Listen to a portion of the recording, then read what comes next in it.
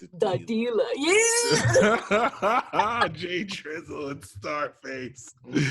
We in this bitch. Oh my God, let's do it.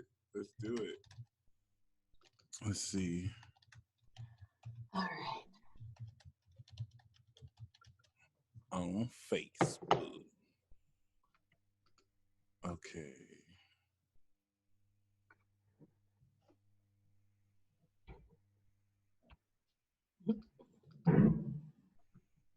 All right, I thought. Are we live? All right, we are now live. Awesome. Okay, I'm gonna record. And then we'll share. Waiting for the peace dealer. Oh, okay.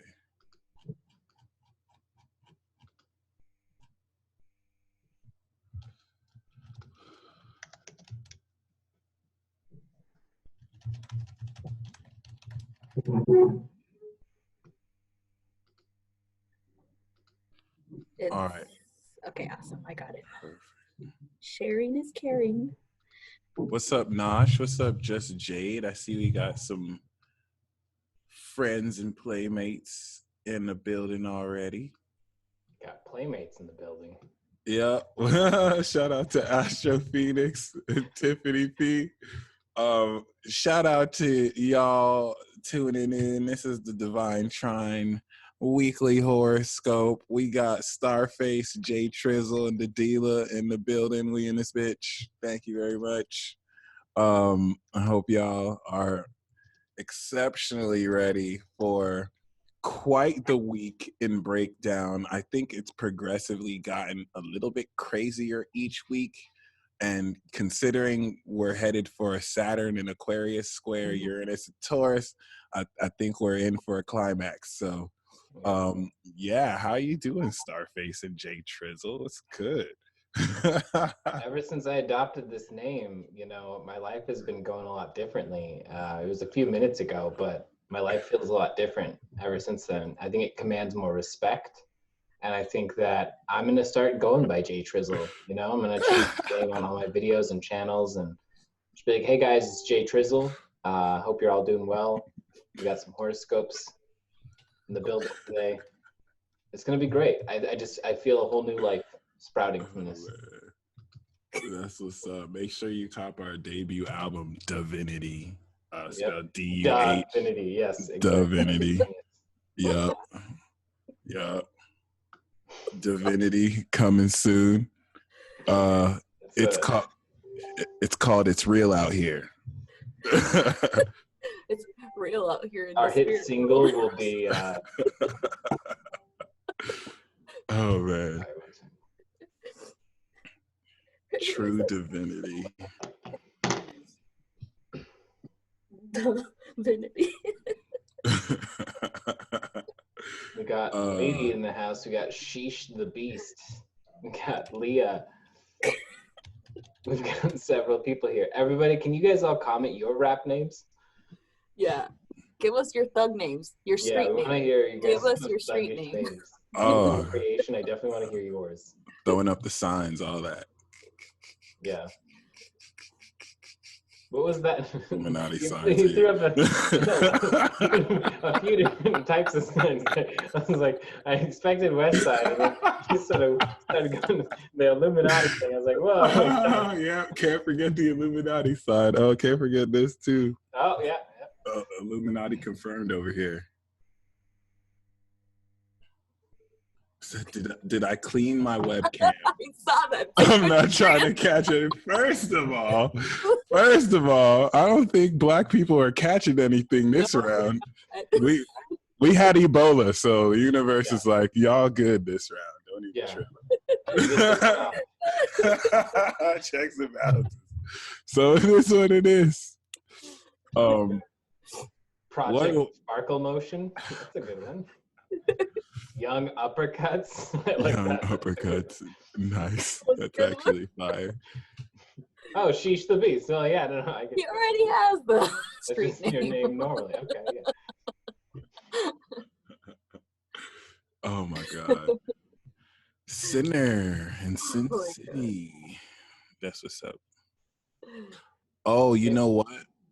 My bad. Can I get that link that I should paste in the description box? Or you know what? I'll just go to the old video and I'll copy paste that one.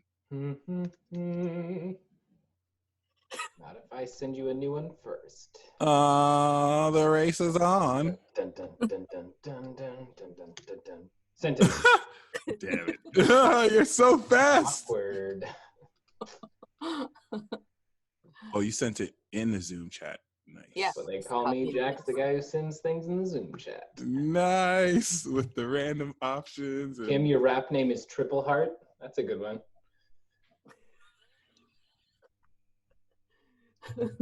Jezzy Bell. Jezzy Bell in the building. I like that one. I like that too. Nice.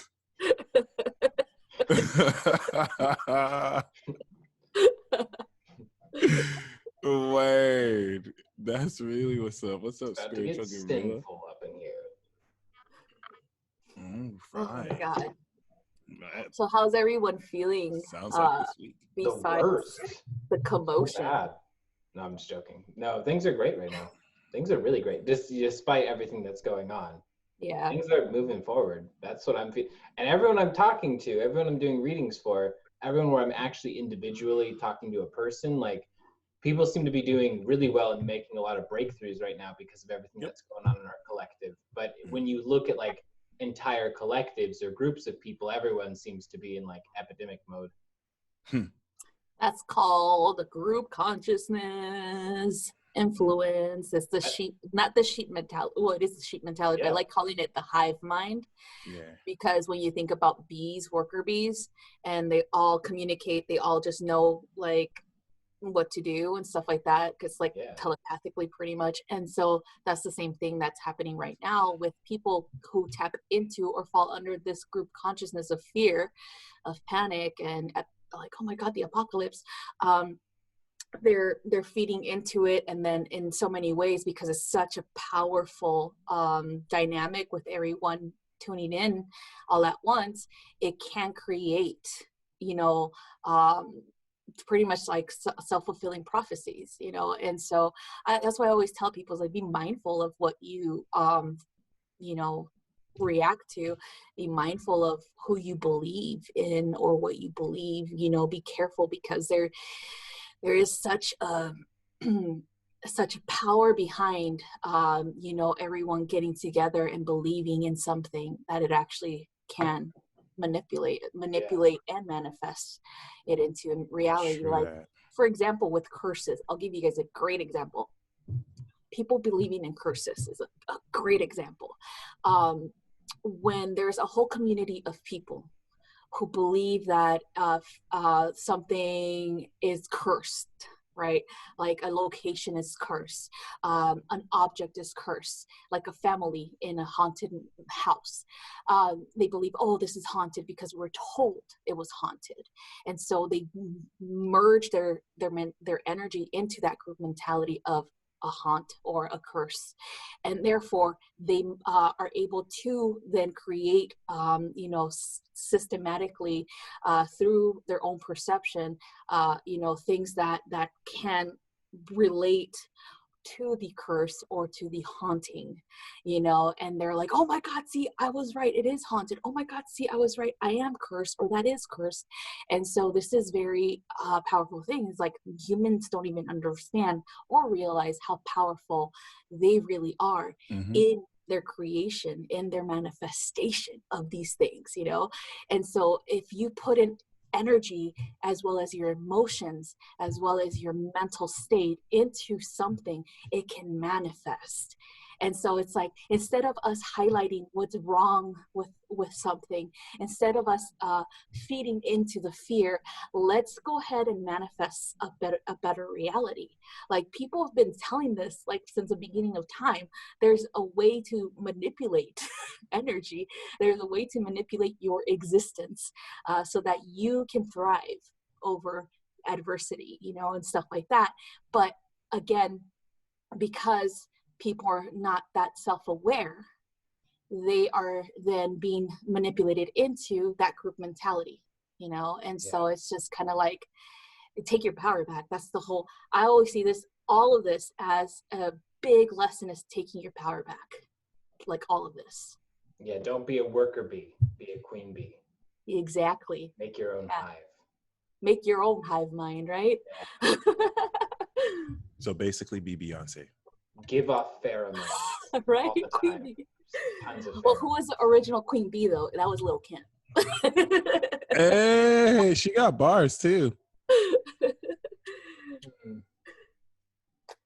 I love how you said taking your power back though. That's exactly what it's felt like. Every facet in myself where it's almost as if my own self held me back and was like, okay, like these are the ways in which you haven't honored yourself as far as demanding respect or, you know, taking your power back. Let's get this clear. And it's been really amazing, you know, to kind of like call yourself out on your own like languaging and everything. So yeah, because then it puts all the responsibility and the ability itself to do something about it on your lap. You know, it puts it takes it out of like you being in this pure receptive phase where it's like, hopefully everyone's good to me, otherwise life's gonna be bad. It's like, no, just be good to yourself. Just be good to stuff. Yeah, and it is definitely like taking responsibility for you, your thoughts, your actions, your words, what's your energy like, you know. And so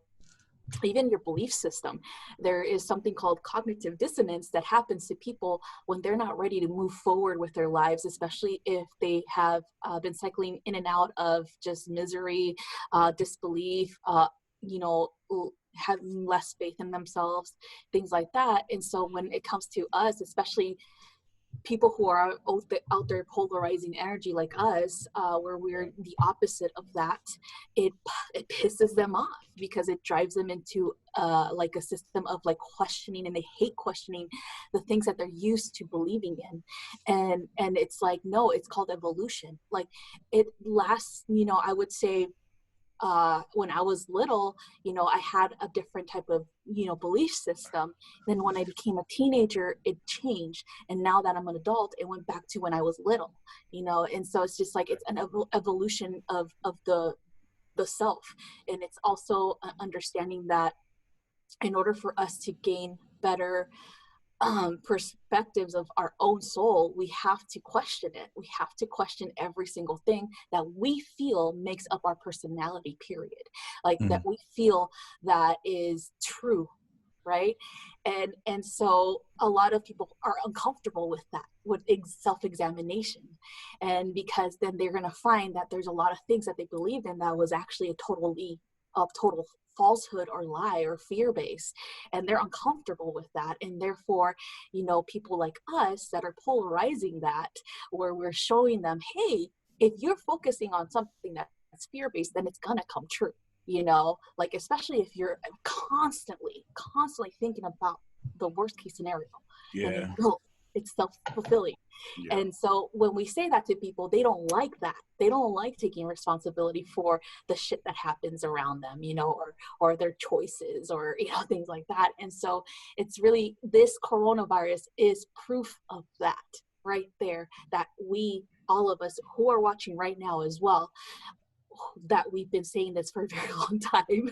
It's proof that how important it is to take back your power, to be mindful of your shit, you know, pretty much you, your thoughts, what the hell you're believing in, questioning that, you know, questioning yourself, you know, and so that you can evolve as well. Speaking of which, you know, one thing that's really good is strengthening your immune system right now. And so what I've been doing is I've just been licking door handles, handrails, like anything I can to get as much bacteria as possible. And, you know, I just, that's another great way that I take my power back. It's like, I've been just like a lot. You just need to go into you know, like a hospital and be like, who has coronavirus? Okay, can I get them to cough on me?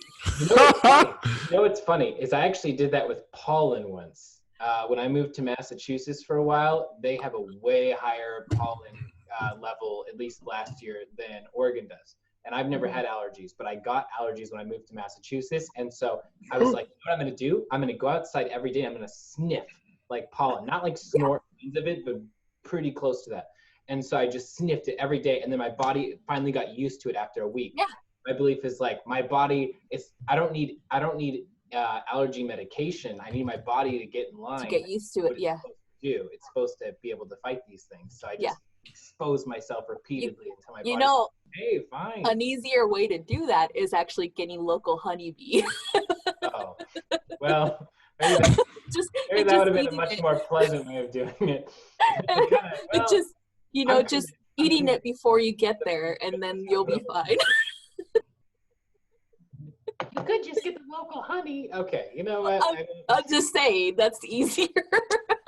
God, I feel really stupid now because they're just sniffing lines. Process though, but you're doing it. You're preventive. It's a preventive measure, so you won't get the allergies when you get there. Well, but it's the same process. Again, I guess I'll just have some honey. Yeah, because one of the girls that I go to school with, she's Native American. And she says that because she moved to South Dakota from Montana, she was saying that before she got to South Dakota, she knew that there's a lot of like allergens and stuff like that. So she had her family send her, local honey, as well as local plants, like medicines, things like that, like root plants that they use for medicine, so that she can get her family used to this before she moved, because she's really like natural when it comes to medicine. She doesn't take any like pharmaceuticals or anything like that. And so she got her body acclimated, her family acclimated, and then when they moved, they're perfectly fine. She said because she learned her lesson last time. She said that she went traveling and she got really sick. So she started like, okay, I'm gonna just do this instead, like preventive measures. That's crazy. But you're on it though. You're definitely tapping into like the way that healers think, like that's definitely what we've been taught, like as shamans especially. Take the local honey, take the local, environment, bring it in before you go there, So just ingest it in some way, just eat it or sniff it or whatever, just just take it in so that it's part of you, and then you're part of the environment. Yeah, it's you're not dumb. I'm just saying that it's the same thing, it's just you're definitely intuitively tapping into that's been taught to us, so you got it. I need some Corona honey. Corona. It's funny because like when you look at, because I learned about pathogens in microbiology, and as well as in for him, like this, it was microbiology. And so we were looking at the actual structure of the encasement that the virus is in, right? And it's like, okay, so this is a seasonal thing, so it looks like it's definitely going to minimize when it gets hotter, but it can, like, it's just like the flu, it could come back, when it gets colder, things like that. And so any type of measures that people take to prevent viral infections, if it's a natural way, then they can definitely do that for the coronavirus. But again, it just depends, because when you're comparing, statistics, looking at the flu, there's different forms of the flu, influenza A, all that stuff. And with the corona, it's the same thing. It's classified under SARS, and therefore it is an upper respiratory infection, virus that attacks the bronchial tubes in the lungs, and it builds up fluid, just like with especially when it's cold, especially it kind of like it moves into pneumonia, into that stage of pneumonia, because of the fluid buildup.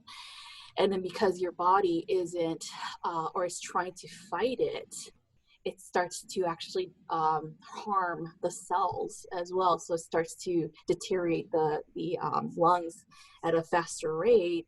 And if there's actual evidence, or there's actual like a you're already infected with some type of upper respiratory issue like asthma, bronchitis, things like that, you're more susceptible to having it spread faster.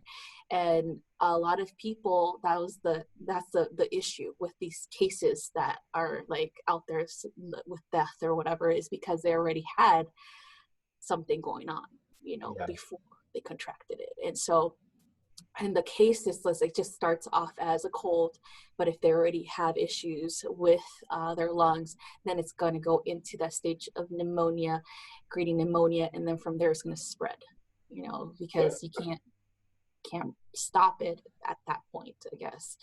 So that's why Italy, for example, is like one of the biggest epicenters right now of the virus spreading there more than it is in China, because they have a lot of issues with people, unfortunately, that have upper respiratory issues to begin with. And so I would just say, I mean, honestly, it's all about, taking care of yourself, period. Like, don't go out there doing stupid stuff like, oh, I'm gonna go, like go into like a hospital and just have somebody cough on me. Like, it feels like there's just so much stuff that people don't understand about viruses, and if they start learning and start studying, then they'll know that there's nothing to really freak out about.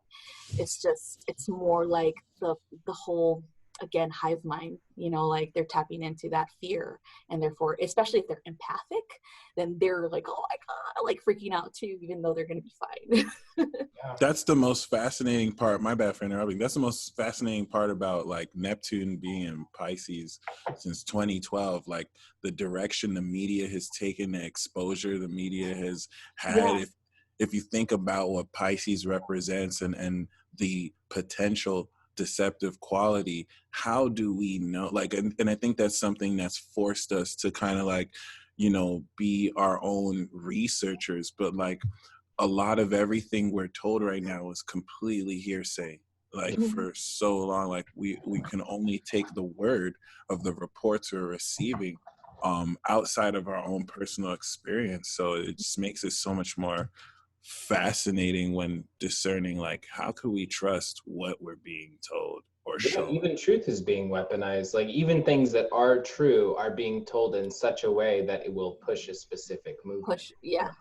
It'll push a trigger of fear, Like really, like you can clearly see the way that, I mean, politicians have always been politicians, but you can clearly see now how many politicians have these people in their ear that are like, hey, you're going to want to say something like this because, this is going to appeal to these types of people. And not even just in the very direct ways that it used to be, where you'd see people like putting on a fake accent when they were somewhere. Or, like pretending to know about the local kids sports team of a particular city, even though there's no way they would realistically have known anything about that. But now it's like so subtle, just like mannerisms, the way that the truth is being told.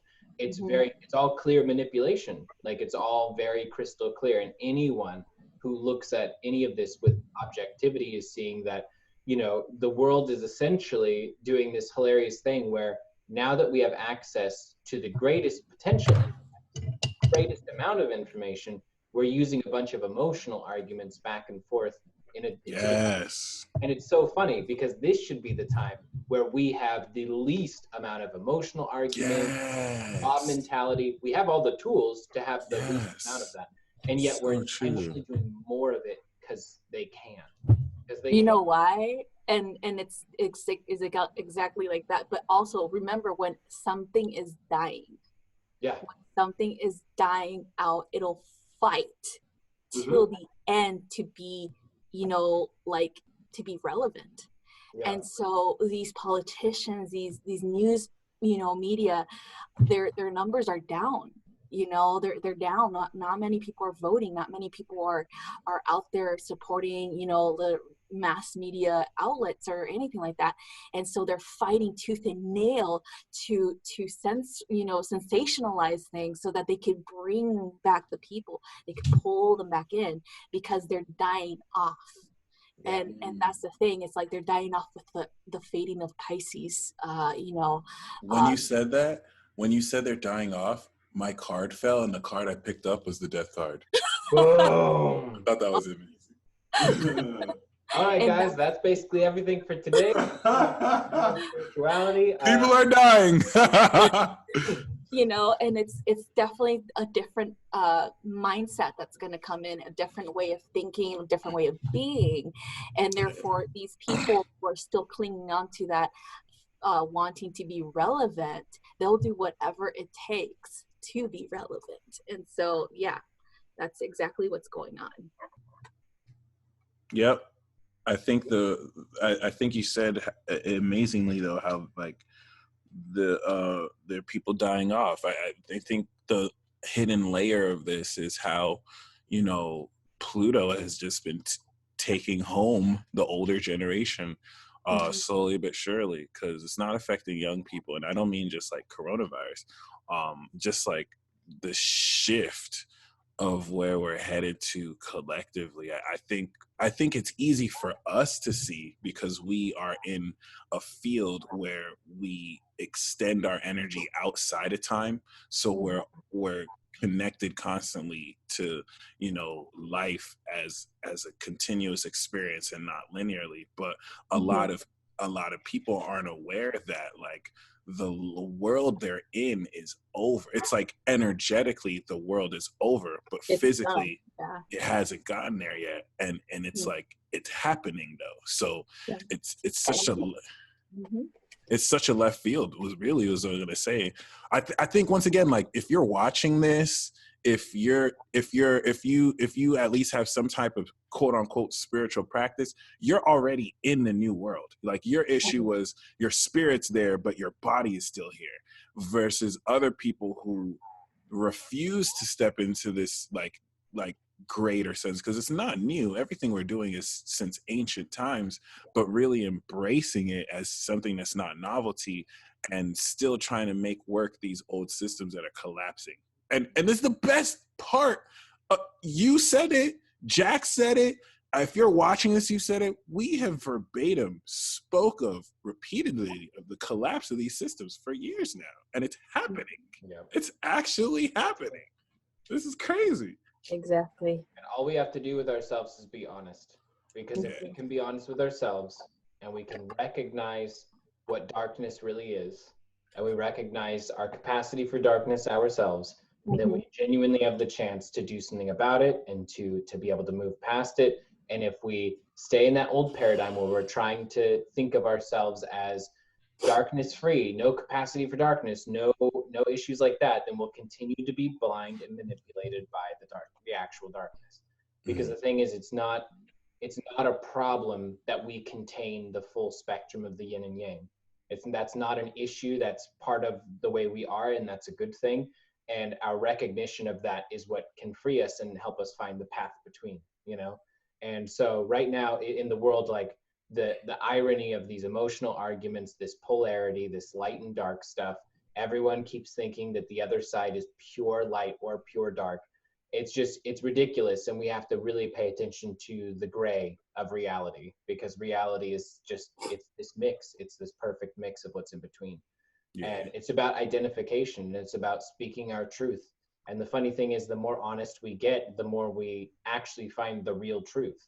Even though our original honesty is based off of us and imperfect, it becomes the truth over time, because it ends up starting to align more and more with how the world responds to that truth. So it's the time. It's totally the time to be out there and to be speaking about this. Exactly. Oh, I love it. I'm excited. I'm just like, yay. I think excitement is the right word, despite the pandemonium. Yeah. Because ultimately, like, the most incredibly amazing experience, like, it's interesting, even though for all effects and purposes, the apocalypse is here. Like, this is basically what has been prophesied, but like this is going to bring some of the greatest experiences. It's just when you purge, you have to go through negativity first. You have to purge out the darkness before the clear is out. But I feel like when people think of apocalypse, they think of the world ending and storms taking over stuff. Actually, the first 3/4 of an apocalypse cycle is some of the greatest shit ever. It's cool as hell. It's just that last fourth that's cataclysmic. But other than that, like, right? You know what I mean? But like, well, when you think about it, it's in the Christian fashion or in the Judaic way and Islamic way, you know. And when you think about the Bhagavad Gita coming from the, you know, the Hindu religion, they have apocalyptic like wars. You know, the gods are fighting in the heavens and things like that. To like right now. Who rules the earth, right? And they didn't see it as a bad thing. They saw it more or less like a struggle between good and evil in their mindset of yin and yang, and understanding polarity. That's what the whole purpose was, understanding of polarity and how both can, you know, these things can work, you know, together.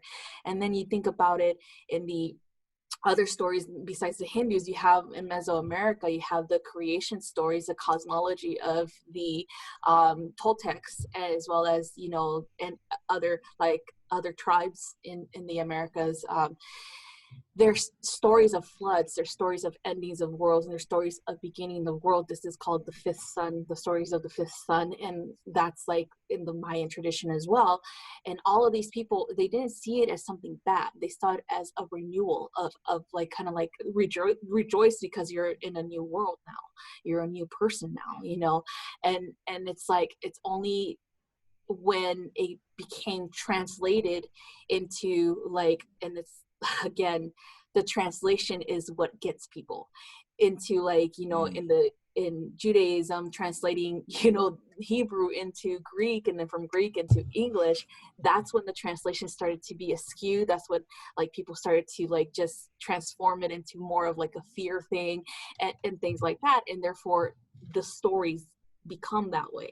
And whoever tells the story, they add to it. And so it's kind of like, these stories have been around for a very long time. And so it just depends on how what culture takes it in, what, you know, religion takes it in, and how that's going to play out, like how they're going to tell it. And for me and my culture, it wasn't a bad thing. It was like a renewal of the human race, a upgrade of us, you know, from common to fantastic spiritual, you know, beings. And so it's just I don't know, I just think it's funny and it's fascinating how like there's so many train of thoughts of this, and wherever you fall into, that's what you're gonna perceive and that's what you're gonna experience. I think the best part about this is that it's just nothing new. Like I think the sensation makes it seem like it's a one-time thing and it's going to be the end, but like Pluto gives it away. Some of you are here for this. Like some of the reason why some of you only incarnate during the end of ages in order to facilitate, you know, new transitions. So it's important to know that like apocalypses or end of ages, it's not the first time this has happened. I mean, the last cycle, if I was an ancient Incan, it would have been the end of my world in order to come into a new one. So we're just coming around another cycle, you know. Yeah. And it's like, and I'll give you guys a story of the fifth sun. So, you know, in Mesoamerica, back in like, we had a golden age, right? The golden age of the Toltec. Everything was at peace. Everything was beautiful. Everybody was in harmony.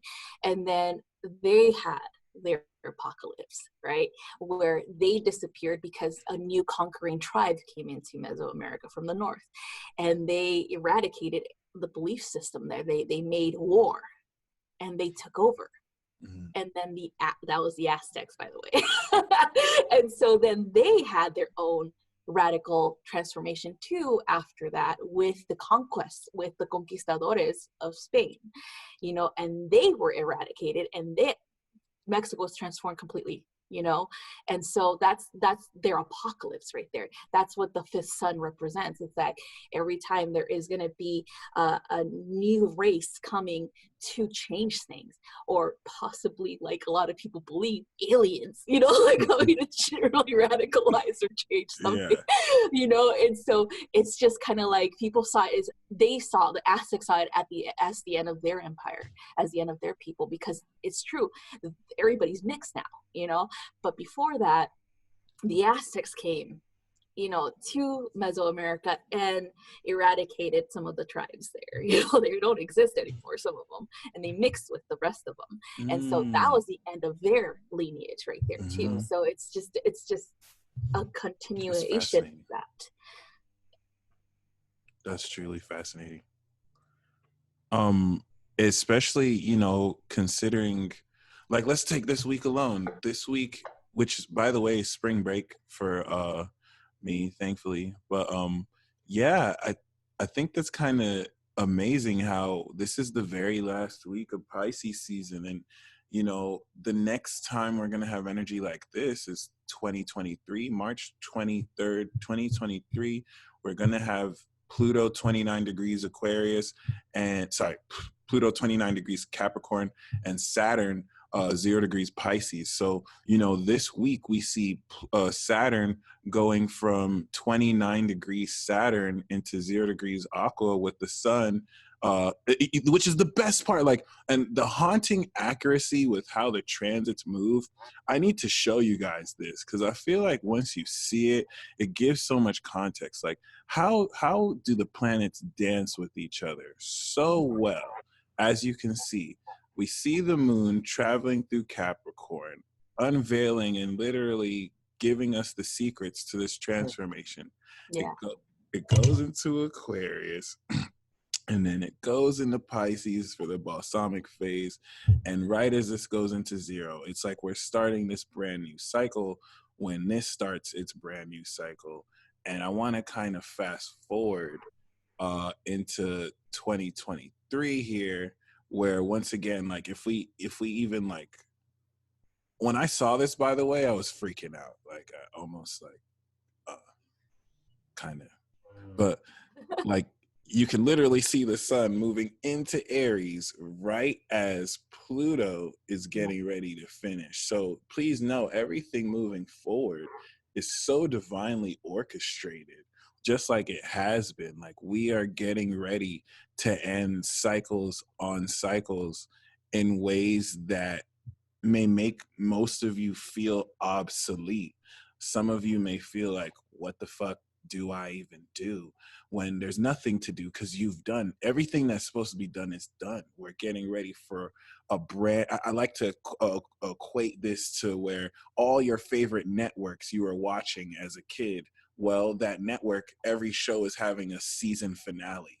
And it's like the network isn't going to put any new shows. And it's like, what the fuck? Like, what do I watch now? Like, I had most of my friends, right? Most of the friends that I made were because of the shows we watched. Are we gonna be cool? Like, what new networks are gonna come up? What new friends? Like, so like it's crazy. Like, we're having to build an identity around all the stuff that conditioned us up to this point.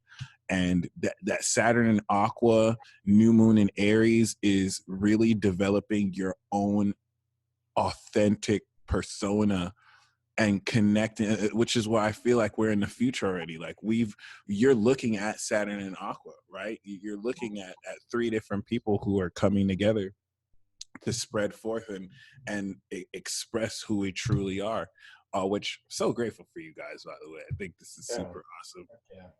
Yeah. Grateful for you too. We got rapper names now. Like, it's lit. That's our street name, all right? Street names. Street names. Remember back when we had normal names? I used to live in Compton, so I get street cred. You used to live in Compton? That's wild. Wow. It was at the borderline, so it was like a nice area. Okay. Does that, I guess it counts still. I guess. Yeah, it does count, because when I was 13 years old, I almost got shot. It counts. Oh, that counts. Damn. Okay. Rule: if you almost get shot, you are good. Nice. Yeah, it was like I was rollerblading like up and down our neighborhood, and then my sister and her friend were like just sitting on the fence line talking. My neighbor's kid was like yelling at us, just like we're just, you know, having fun, and then this guy comes up, and he was from a what gang was it? I think he was a Blood. And we weren't used to seeing people like that in our neighborhood, because it was actually an upper middle class neighborhood. It was really nice. And we're just like, where the hell did this guy come from? And so he's walking down the street, and he's clearly on something. And he like just starts brandishing his gun, and he's like, I'm from blood, whatever. And I kill Mexicans. And we're just like, oh wow, he had a whole shit. Yeah, we're like, oh shit, is this for real? Like me, I was like, is he really here? I would have been like, did you reherse that? Like, do you have like a whole right? I was more like, is this really happening right now? And my friend, my sister ran to our neighbor, and and my neighbor was like, oh my God, get Ari. She's like just staring at him like, what the fuck? And they grab me. They're like, you need to run. And I'm like, oh. They ran up the stairs. That was crazy. Wow. Yeah, I was just like, this is really happening? Like, I was so confused. I was like, this guy is really doing this? Yeah. He kind of sets the bar pretty high. I got to start introducing myself. Right? Yeah, and they found him. Music. I want to have my own music when I introduce myself. Yeah, they found him. Like, yeah. They found him? Yeah, the cops found him at the liquor store laughing his ass off because he was like, I think he was on drugs. That's possible. It's like, yeah, I scared the shit out of these little kids earlier. Oh my God, what the hell? What the fuck? For y'all who aren't aware, Jax is a Latin king, Ari is a Crip, and I'm a Blood. And see, we're all coming together. This is gang unity. Look. I just realized that's so perfect. That's so perfect. We're unifying the gangs. This is you know what? That is what the Latin Kings are all about. It's funny because in my family, like, there's extremes. Like, my mom moved away from LA to closer to the Bay Area to avoid that stuff, right? And then my other family lives like South Central LA, and they like, that was like a typical fucking day for them, like without like drive-bys or whatever. And so she didn't even say like, oh my God, are you guys okay? She's just pissed off. She's like, why were you guys out there to begin with? And we're like, what the fuck? Okay, Mom. Yeah, we're okay. She tells my grandpa, my grandma, and then like all the family, and they're like, oh, that's good that they didn't get shot at. Right. Okay. That's amazing. Oh my God. Like, I was just like, my family's so like the total opposite. They're so used to that stuff. I'm just like, oh my God. Crazy how like times change and some things stay the same while other things just like completely shift. Kind of like this week. What's your so there's going to be gangs in 20 years? I think they'll probably have a different form. Maybe. Yeah. Maybe the new gangs will be like Boy Scouts or Girl Scouts. Or maybe they're just going to be online hackers. Buy my cookie. Oh yeah, hackers for sure. Because they all get together in their groups, and they're like, we have a target, and we're gonna go target them. Like, it's just, that's how they do it usually. Like, or with the trolls, online trolls, that's what they do. They have trolling communities. Like, what the fuck? Trolls are the new gangsters. Damn. The crazy thing is that could be very realistic too. Yeah. I feel like we're headed into a time where like you can Blue's Clues this shit and like just leap into someone's computer screen, or someone can just be where you're at, like boom, locate you, and like it'll really be on site. Someone's computer screen so bad, that'd be the best thing on earth.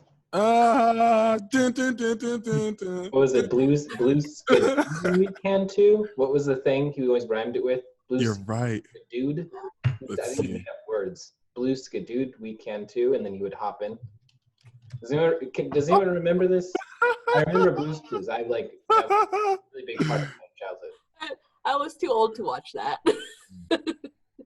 You guys are like younger than me. So we're like slightly a minute or two younger. No, Blue Skidoo. Blue skidoo. That's what it's That's called. a made-up word, right? There's no such thing as skidooing places. Otherwise known as skidooing. It's a common action. Actually, it is. Wiki confirmed. You're telling me I can start using the word skidoo all the time? Because I'm gonna fucking. Oh God, this is so Pisces. Yeah, I'm gonna skidoo over there really quick. Just go check out the scene. The skidoo. My house. As we close out Pisces season, you will learn how to skidoo. This word back with a full vengeance. I'm gonna be using this. Lurking on your ex's Instagram page, just skidoo in one of her pictures today. When you just said that, I thought about like the phrase skeet. Oh my God. I'm not gonna skeet. Skeet, skidoo, skidoo, skeet. Nice. You're gonna go skidoo and skeet. You're gonna skeet skidoo over there. I'm not gonna go around saying that. I'm gonna say skidoo. I'm not gonna say I'm gonna go around. First I skeet, then I skidoo. Oh my God. All right.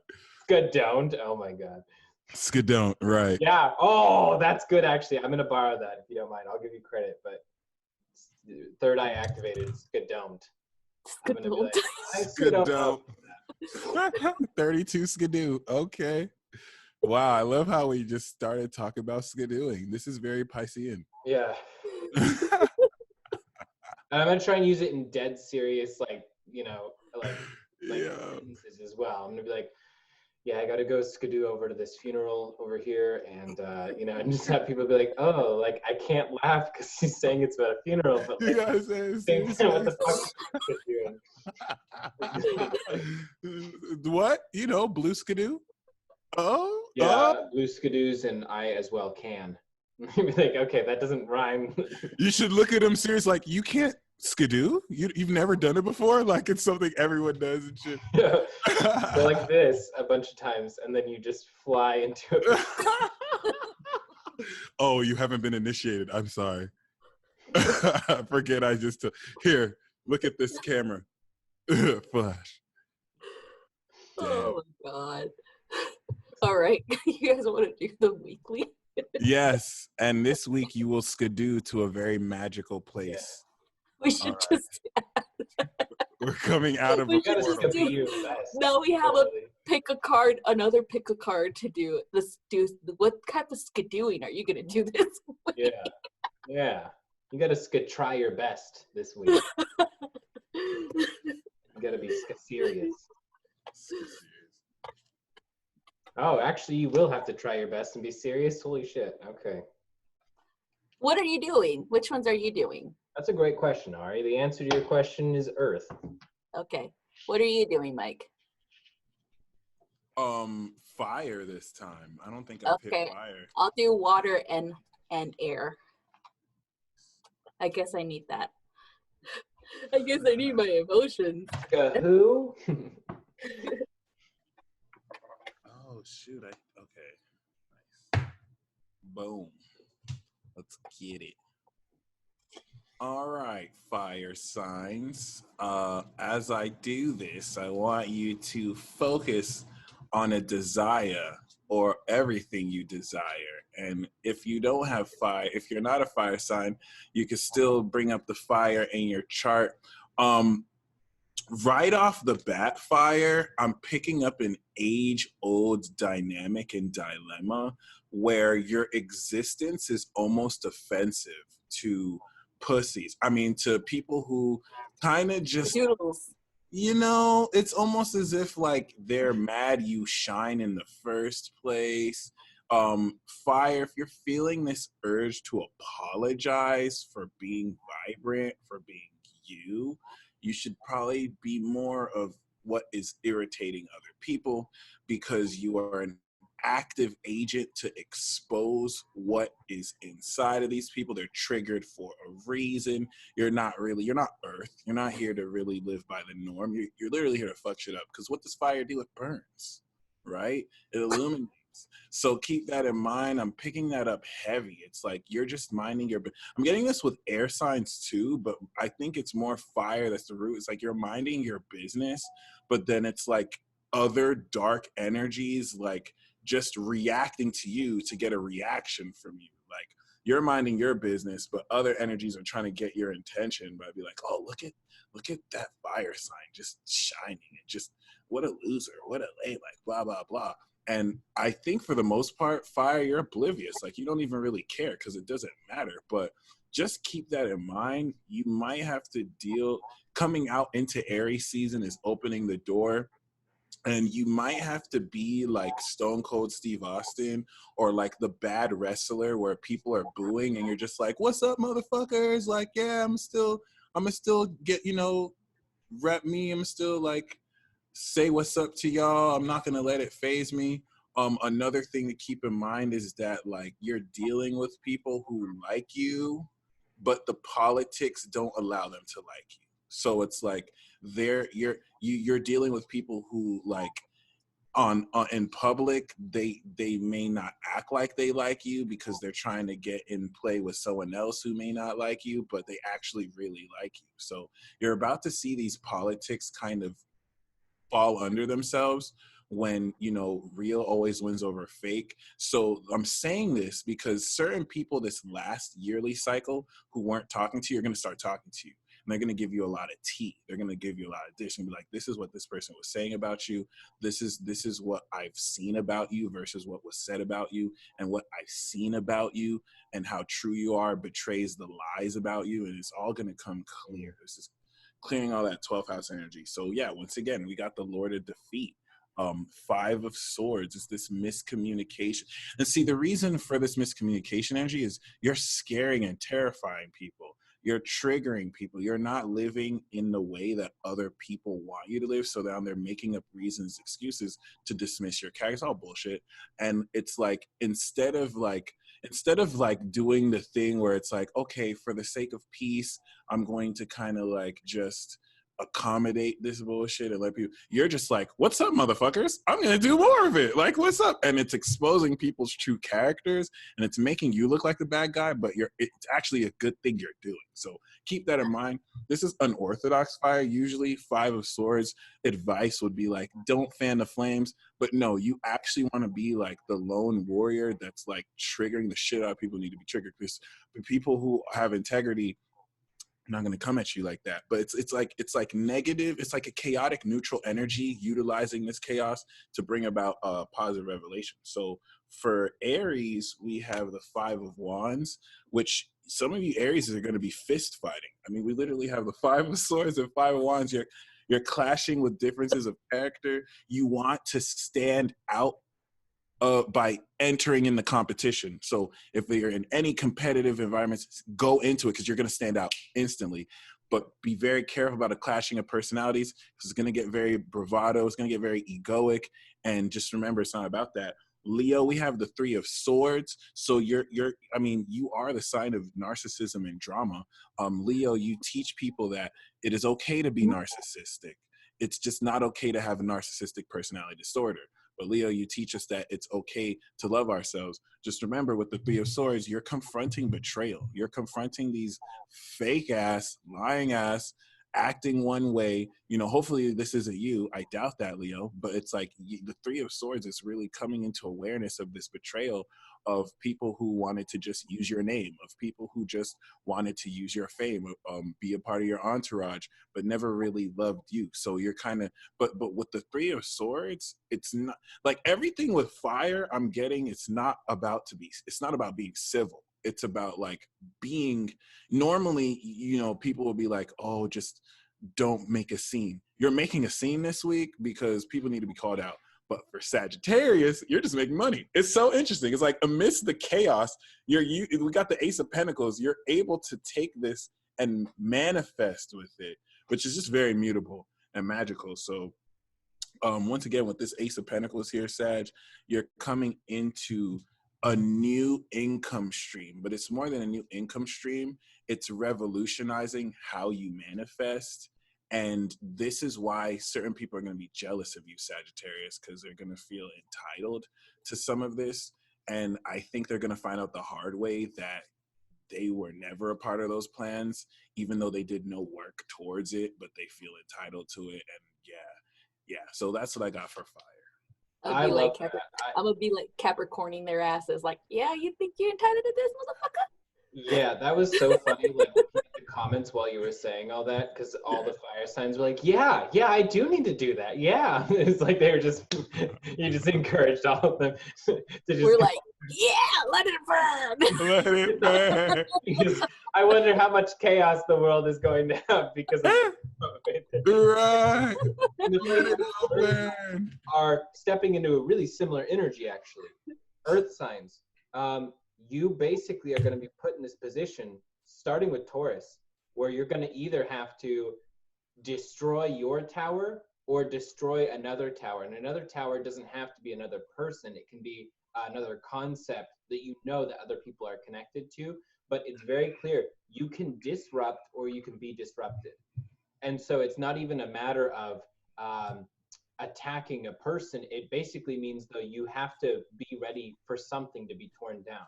Either your argument, your belief, the thing that you're fighting for is able to withstand a storm or it's not. Or another person's belief is able to withstand a storm or it can't. You have to be ready for some offense and defense. You can't be purely defensive. You can't avoid conflict. That's just not possible. And it looks like as this conflict is coming, it's important to just be prepared. Like Taurus just needs to be ready for what's coming, the storm. And honestly, the best way to handle all of this is not to expend all of your energy, to keep all of your energy in its reserves, to be ready to go, to be very fixed in place, not charging forward. And if you're fixed in place, then you'll be able to continue to just gather up the Earth's energy and handle the storm when it comes. As far as Virgo, though, Virgo has judgment. So Virgo, you're going to have to start being really honest about how you see the world and how you see the people in your life in it. You have to be honest about when there's other people in your life that you don't want to cause problems. You don't want to basically create an issue where there wasn't one occurring naturally. In this particular case, you're going to have to speak the truth, whether or not it causes problems. And the irony is, it actually causes less problems than you imagine. In your head, you look at the million ways that this could manifest into a problem after speaking out. But the thing is, it is your truth. And if any of the people that you love really have a problem with what it is you value and what it is you believe to be true, then they're kind of revealing to you if they really care about you or not. Because the thing is, you don't have to agree with everyone that you care about or that you love. All you have to do is respect the fact that they are an adult and they get to have their own opinion. They get to have their own belief. And if people can't give that to you, then that means they don't love you because they don't respect you. And respect is such a powerful cornerstone of love. The ability to really hear someone out and be able to listen to what they're saying and not necessarily agree with it, but to understand where they're coming from. So understand where you're coming from, be honest about it, and then be extremely vocal about it. And don't worry about the consequences. And as far as Capricorn, hilariously, once again, the elder sign here, they're separated from all this. Like for Capricorn, it's like isolate yourself, take a bit of time, like focus, rest, let yourself rejuvenate, create stability. This is all about mental health for Capricorn right now. Capricorn needs to understand that there's so much good and so much difficult energy that's all charging up at once and creating all this static electricity that you've got to be able to really listen to what the universe is saying, worrying about things happening in a methodical pattern. They're not going to. Some of the things that are working out for you are happening in a bizarre side way, a way that you totally didn't expect. And you'll have to make peace with the fact that this is going to continue to happen. You're going to see pretty intense transformation that you have no control over. And you'll have to be okay with just having no control over that. And if you can be okay with that, then you'll be able to accept these gifts from the universe and use them in a really powerful, amazing way. If you can't accept these gifts, or if you have to have it your way, then you will end up having less, even if you work harder. So now's the time to definitely rest and be open-minded. Nice. All right. So the water signs are having some of them are having a good week. So we got for Scorpio in the beginning for this week, you have the magician energy. So it feels like you're creating something. Like there is definitely like a new wave of understanding within you when it came. there is just a lot of like I'm feeling a lot of energy that propelled you to this very week. A lot of like chaos, a lot of things that you had to deal with emotionally speaking, a lot of just heartache. I felt like the impulse of like pain and suffering and letting go. And because you finally allowed yourself to let go and integrate and to rebirth a new way of being, then you are definitely in the magician energy where you can create now. You can use this energy and project what it is that you want to create for your future, especially this week where you're gonna be able to finally, you know, step out of your shell, go, you know, to take a different direction in your life, you know, like letting go of the past. It feels like it's definitely financial as well as business. Like it feels like you're moving from a different financial situation to a better one. It feels like it's kind of like it was necessary. All that heartache, all that pain, all the suffering that you went through was necessary to get you to trust yourself and to trust that, you know, God, like your creator really has a purpose for you. And you know, the job that you left behind was toxic. Like you already knew that. And now you're going into something better. So that's what I'm feeling, like that magician energy is transforming all of this energy that you went through into something more positive. You're bringing in and manifesting your, you know, what it is that you want in your reality. Okay, Scorpio. So the next one is Cancer, and Cancer is in the same boat, where the Three of Ariel, which is the equivalent of the Three of Pentacles. And so you're definitely stepping into something that you love to do. You're definitely moving into a situation. It feels like it's a combination of family and career, where you're finally at peace and balance. You're being able, you know, you're able to balance that, both the career and the family life, where you're just like, wow, this is actually working out for the best.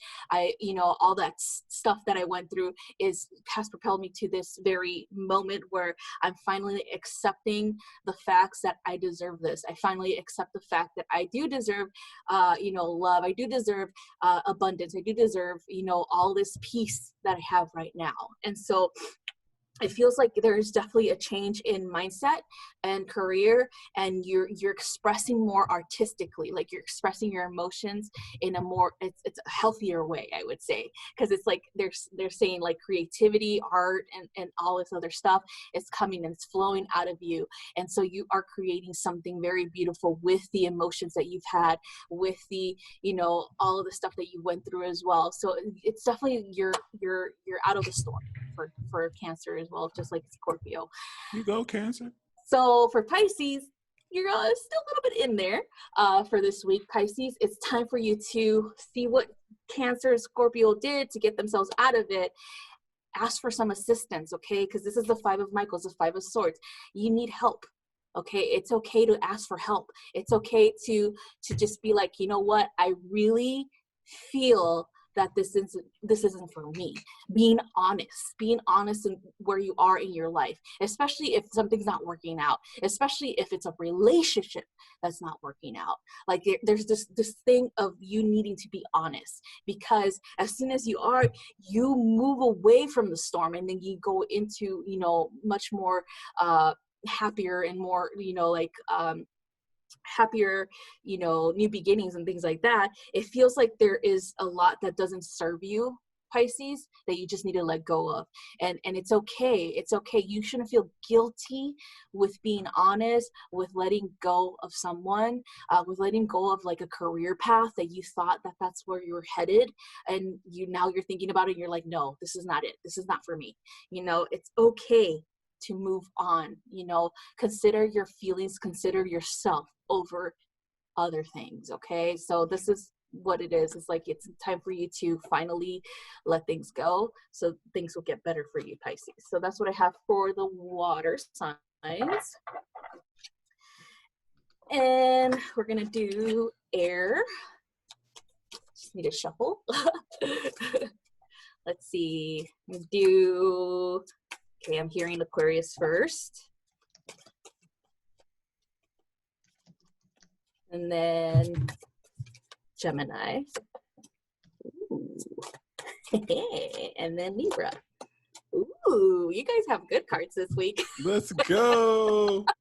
All right. So for Aquarius, you have the Nine of Gabriel, which is the equivalent of the Nine of the Nine of Wands.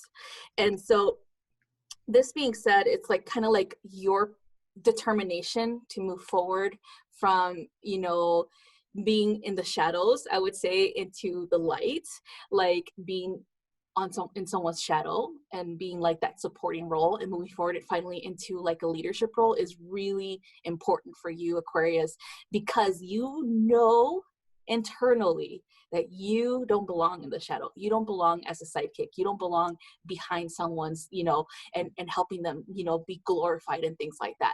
It feels like Aquarius is finally going to be like, I'm stepping into my light. I'm stepping into my leadership role. I'm here to assist. I'm not here to continuously be, you know, in the back burner or be the second thought to someone. And also there feels like there's a positively, kind of like a humanitarian trigger to this, where you're going to be given a project. You're thinking outside the box with these projects. Therefore, that's what gives you that ability to be in that leadership role, because no one else has that same mindset. No one else is going to think of these ideas but you, Aquarius. So that's why these opportunities are coming for you this week, for you to finally shine. Okay. All right, the next one is Gemini. So the Four of Ariel, so the Four of Pentacles. So this is definitely like you receiving as well as giving, because you have more than enough financially speaking. You have a lot of love. You have a lot of like, just, it feels like communication is really important. It feels like you've communicated your wants and needs to the universe, and bam, the universe is bringing them in this week. And so it feels like a Gemini is going to get like either a flow, like of abundance in many ways, like either loving relationships, possibly, you know, why I'm hearing this, I don't know, maybe there's somebody who's pregnant who's watching. They don't know this yet, but I'm hearing pregnancies for Gemini women. I'm also hearing financial abundance, like in monetary gain, like a flow of abundance, like a big one. Like they're gonna be like, holy shit, where this came out of nowhere, holy shit. Like it's just, you're just manifesting this because you asked for it, and all of a sudden, bam, here's the universe giving you your credit back. Here you go, man. So this is awesome. All right, so the next one is for Libra, the Knight of Raphael. And this is the Knight of Cups. So this one, it feels like a commitment coming up. Like a romantic commitment. It feels like there is a possibility that you are going to be running into someone new. It also feels like for those who are in a committed relationship as a Libra, it feels like the spark is going to reignite. There's going to be a deeper emotional connection with your partner. I keep hearing babies too for you guys. It just feels like you're creating. Like a creation, like energies combining together to create life, energies combining together to create or manifest the life that they want as well. And also for those who are single, you finally finding someone that you can definitely see yourself with.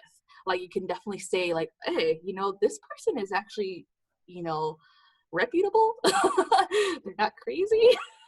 And they're really laid back. I like that. You know, I can see me hanging out with this person for a very long time, you know? And so it feels like that new emotional connection, it's going to be a deeper thing for you guys this week.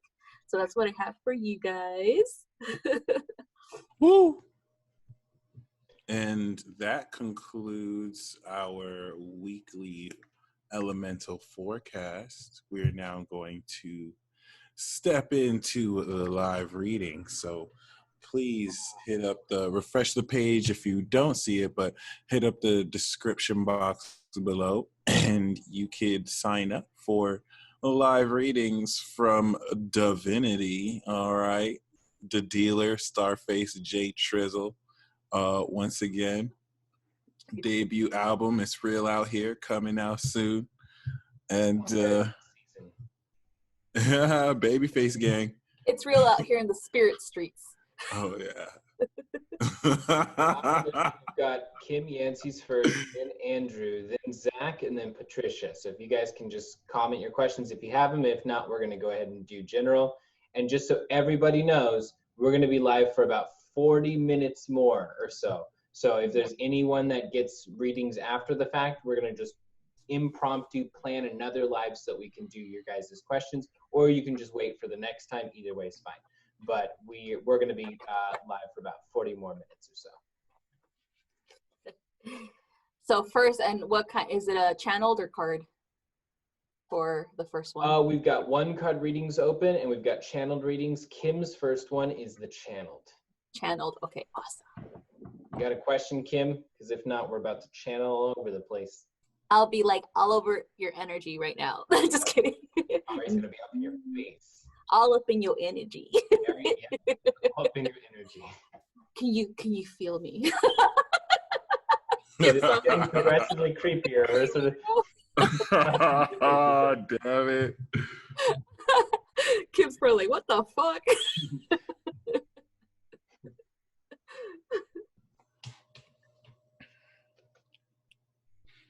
Just Jade is Patricia, whatever comes through. Okay. One card, 3 cards. Oh, one card. So right now, so Kim's going to have a channeled, and then I think Andrew has one card, and then Zach has channeled, and then Patricia has one card. It's back and forth in a pattern. If everyone can keep this pattern going, that'd be awesome for my OCD. I would appreciate that. You can just want these things in that order. Okay. Magic. It's everywhere. All around. Ah. Where the heck is Kimmy? Kim Yancey, right? Yes. Let me see if I can.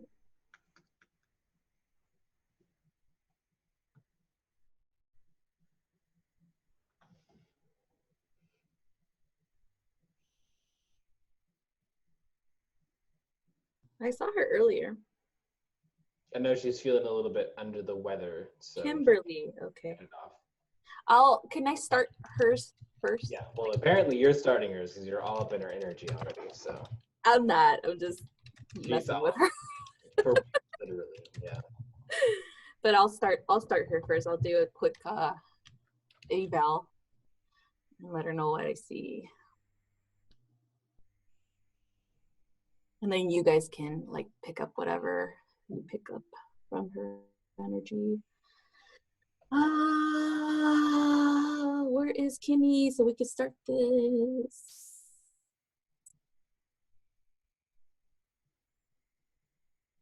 Oh.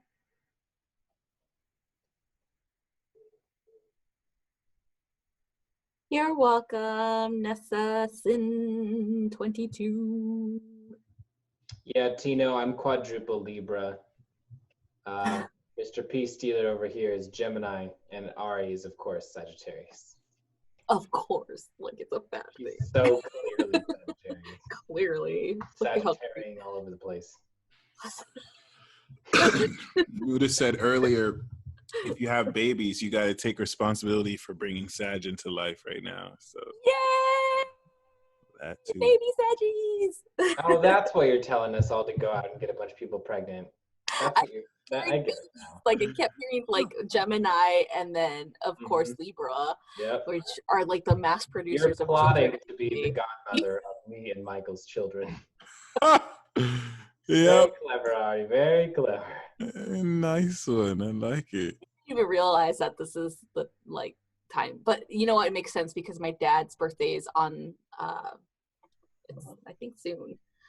Yeah, it's tomorrow. My dad's birthday's tomorrow, and apparently I was born right after. Like, I was like, I bet you I was conceived on his birthday.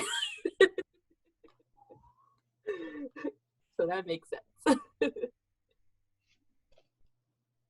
All right, so we're just gonna move on, and we'll do Kim's later because I don't see her responding here.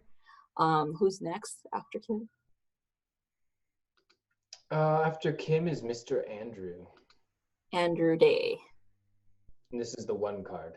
One card. Okay. Andrew, are you here? Mr. Andrew Day. Paging Andrew Day. Ooh, Andrew. Andrew's got so much powerful social energy right now. And it's funny because Channeled? What? Channeled? No, he's one card. Gotcha. Kim was channeled. Okay. Yeah.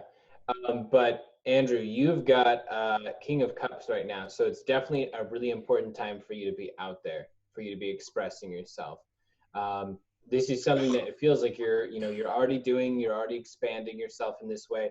Showing your vulnerability is definitely part of your power, and also the recognition of what it is you're saying that is for giving advice versus what it is you're saying that is empowering people, and recognizing the difference. It feels like you're very conscious of this right now. You're stepping into this, you're being a part of it, and you're utilizing all of the water energies. I feel like a lot of Cancer energy from you right now.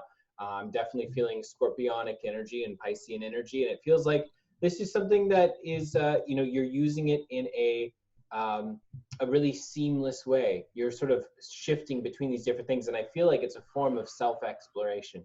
So for as much as you're maybe advising people right now or expanding through social contact, like you're clearly reconnecting with yourself, a part of yourself that's been locked away for a really long time. So just keep on doing that. Stay on this path. All right. So what I got for you, Andrew, was the 8 of Raphael, and it's the 8 of Pentacles. Okay. So what I'm feeling and I'm gathering is that there's definitely a new path that you've decided to go on. Okay. Even if you haven't made the physical changes, it's like you're definitely already energetically on this road. It feels like it started like midweek last week, and now it's like full blown, like, yes, this is what I want to do for the rest of my life. Yes, this is exactly what feels right for me. Okay.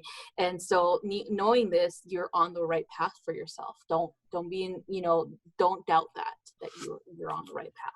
Another thing that I want to point out is a spiritual quest. It's definitely related to spirit, to your own soul's need for self-expression in this manner. And like Jack said, tapping into yourself, tapping into your own guidance as well as emotions, how you express them is really important right now for this, especially the way that you can help people heal through that expression, help them heal through understanding your empathy as well as your abilities to pick up on cues, emotional cues, and the language that they use to express themselves, as well as the mannerisms. So it feels like there's definitely a heightened intuition now for you, and that is like maneuvering you into this path even further. So so big changes. Okay, so that's what I got for you. Cool.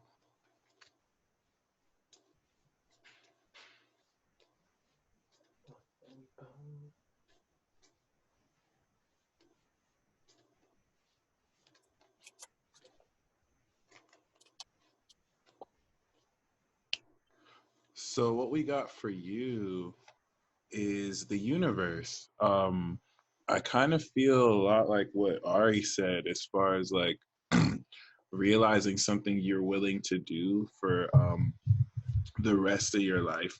When I met Jax, that was I don't know if it's the first time I met you, but like that was the card that he pulled, the world, and the energy I got with that was just like manifesting all your desires in the physical. So you're graduating at this period.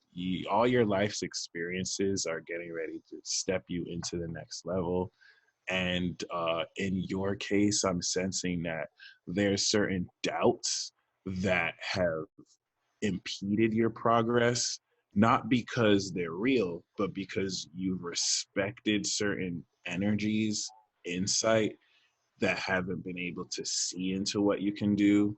So it's like as soon as you read, and it's not even in a sense where like those doubts are hurtful, It's just like someone not realizing that you're actually an amazing salsa dancer, but they're like, nah, you're not good at salsa dancing. And you just have to like not listen to that and show people, oh, actually you had these hidden gifts the whole time. So yeah. So new stuff coming for you, that's for sure, Andrew. A lot of changes in a positive way, not like, oh my God, I'm not ready for this. All right. So who's next? Next, we have Zach, who's doing channeled reading and no particular question.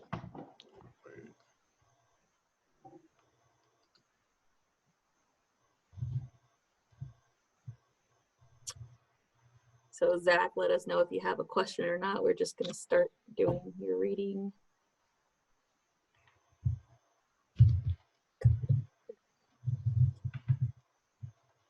And if Kim Yancey is in here somewhere, let us know.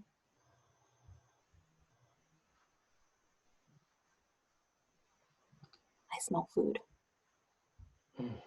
Grandma's making food. Oh, there's Kim. So Zach, let us know if you're here. If not, we're gonna do Kim's real quick.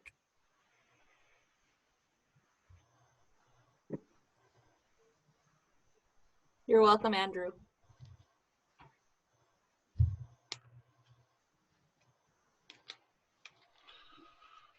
Andrew, right off the bat, I'm getting that you have a double-edged sword in your heart. You love way too hard, and this is actually the best thing about you.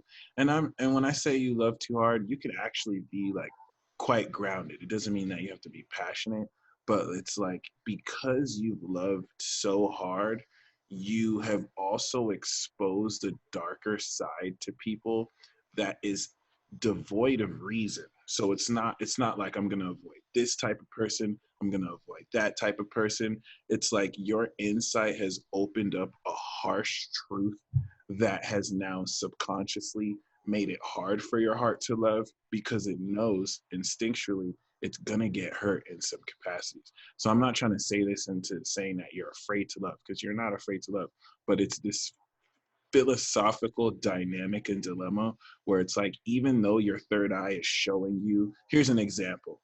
It's like you've learned that no matter how much you show positivity towards certain groups of people, there's going to be evil as fuck. And it's like you've learned now them having that darkness shouldn't stop you from loving anyway, because that's what your love is going to transmute. It sounds all positive, but your light will trigger their darkness, and in exposing it, you've helped them release it and also see, what the uglies they have inside. I hope that resonates with you. All right, so Zach is here. He says no questions, just y'all rock. Thank you.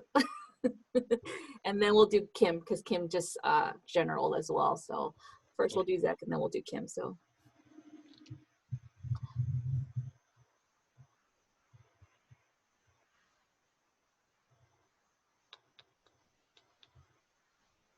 Zach, the first thing I'm getting is that right now you're working against the tide. Like it's this feeling of you having your hand on this chain and you're underwater and you're pulling up a heavy object. So it just feels like there's nowhere to plant your feet. It's like impossible to do this, or at the very least you're questioning if it's possible to lift this, heavy situation out of your life right now.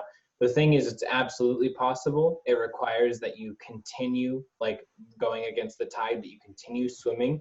But essentially right now it's all about persistence. If part of you is questioning if this is even realistic, it's so important for you to remember your original assessment. You knew that it was realistic. You knew that following this path for yourself right now could be done. It's just that other people have started to try and get your head. Life, has made you, basically forced you to be patient and to continue pulling up, even though there's nothing surrounding that's sending out encouragement. And so you basically have to self-create all of this. You have to be persistent and work against that energy and work against that weight and pull it up, even though it feels impossible. So to me, that feels like the most important thing for you to know is just keep going. Don't question if you even can and then give up and then just try again some other time. Like keep going no matter what, no matter how much it hurts. All right, Zach. So I'm just gonna go ahead and see what's going on energetically.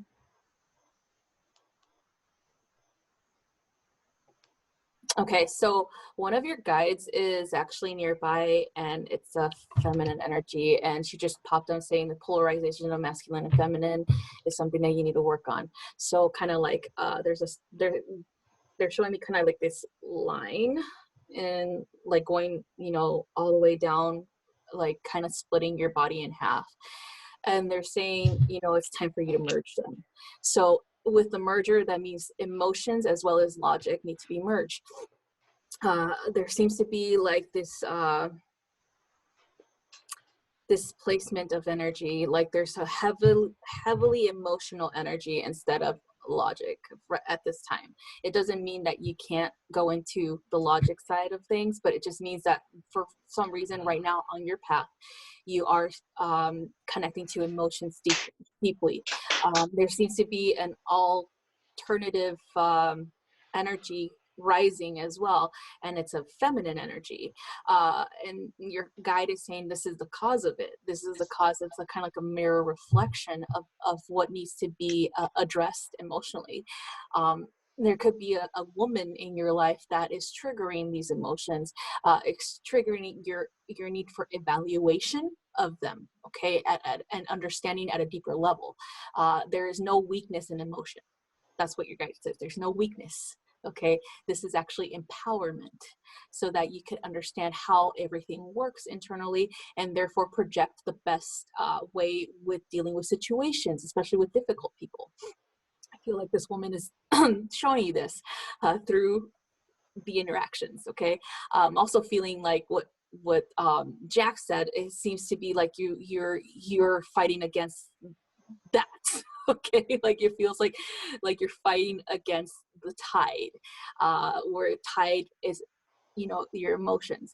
I also feel like one of your guides, she's definitely helping you with this because she's feminine energy. She's helping you understand that this is empowering. Okay, when you understand your situation better, your emotions, and you connect them in a deeper level, and like even using your logic, your masculine side to assist you with this, then that's when you start to balance. That's when you start to let things go. That's when you start to merge completely the masculine and feminine, and understand that this is just something that needed to be balanced. This is just something that was showing you something that was off, you know, and time for you to evaluate so that you can help other people that are in similar situations eventually, with their own, you know, with their own emotional health and mental health, you know, things like that. So it feels like you're heading in that direction. That's why you're going through this stuff right now. So that's what I have for you, Zach.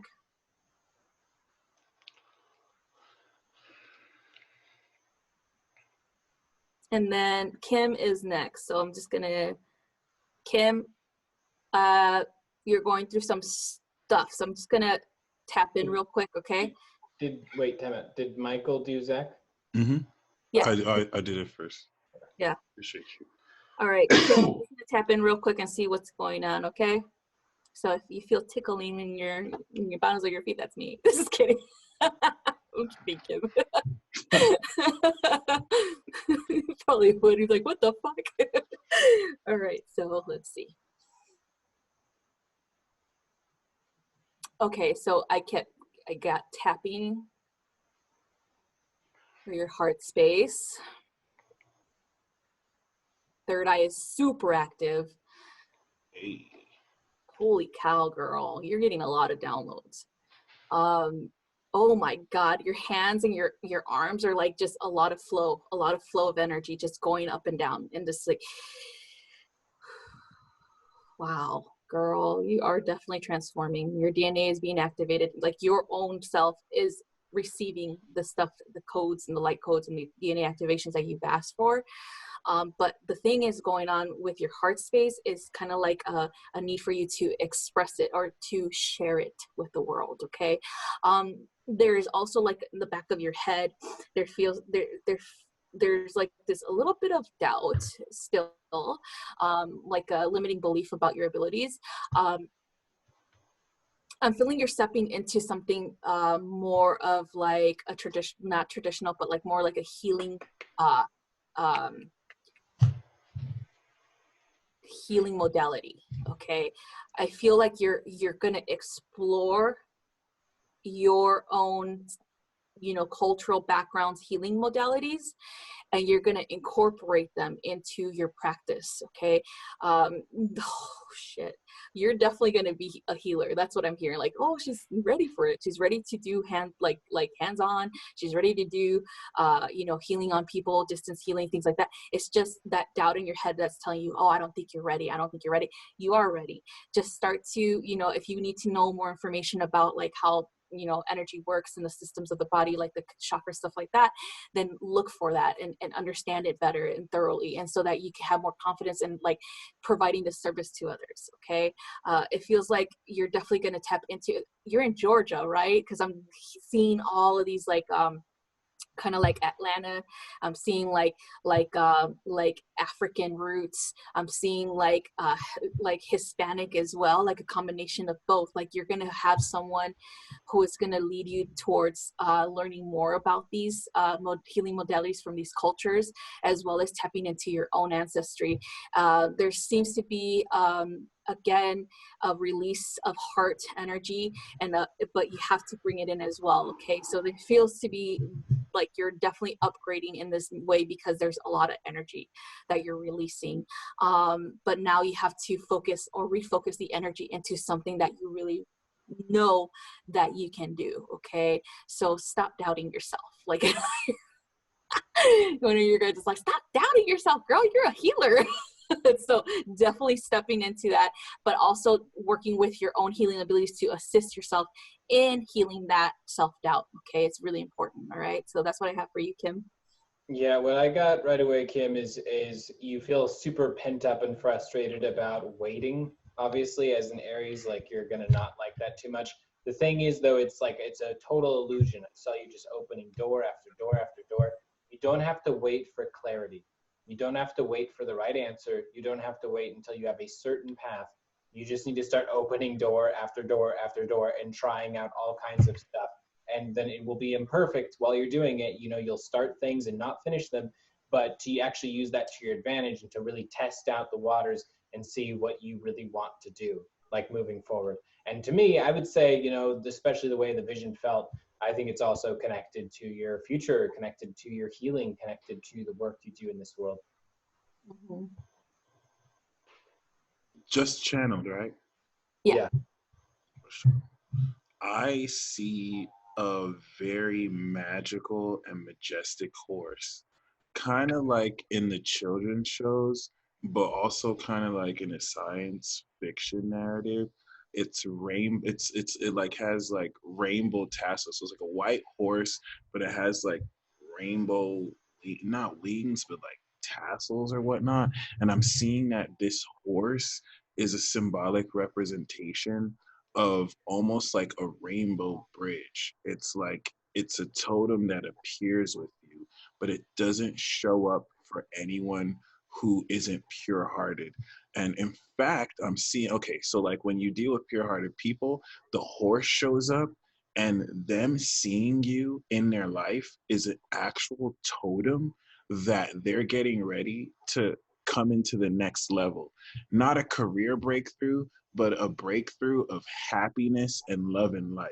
And so it's like I see this horse taking their spirit and escorting them across the rainbow bridge when their souls are. So be very mindful if you're dealing with anyone who doesn't have integrity. Maybe you might not know this, but they'll start to be fidgety in your presence, because now that white horse turns into like a black horse that almost looks pale and malnourished, and like starts to like get at that person's soul, to not just judge them, but to take them to like, I see them almost taking them to a purgatory like space, or entities attached to this individual to like a purgatory like space that's like, it's not like eternal damnation. It's like a period where they go through like a series of cycled lessons until they get over their own selves and stop being assholes, and then they learn through it. So the thing is, this could happen in a simple conversation with somebody, but just keep in mind, because those with low integrity, they're gonna dip, they're gonna be fidgety, or they're gonna avoid you. And it's not you they're avoiding, it's your horse friend.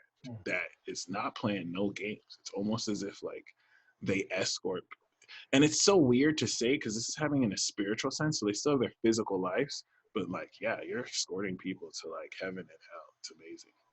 That's great. That's like your vision is like an amalgam of like 3 different spiritualities. Like that has like a Norse tone to it with the bridge, and then of course a biblical tone to it with the 4 horsemen. And then there's some other, I can't remember. I don't think it might be Native American, but there's another culture here. It's either Chinese or Native American that matches that as well. It's like what you just said was like an amalgam of all 3 of those cultures together. Awesome. So She cool. said she has that spirit guide, the horse. That's amazing. Yeah, it's a fly ass horse too. You're a metal horse too, right, Michael? Yes, sir. Metal horse. Metal horse gang. Metal horse all day. That's what's up. And Ari, what are you? Or what? The Chinese. Chinese rat. Rat. Metal rat? I don't know. Oh, let's look it up. She could be metal rat, right? We're 1984. Okay, that's the same year as David. 19. Yeah. Oh, you guys are born in the same year? Yeah. Then He's you're just 2 months older than me. Wood rat. Wood rat. You're a hood rat.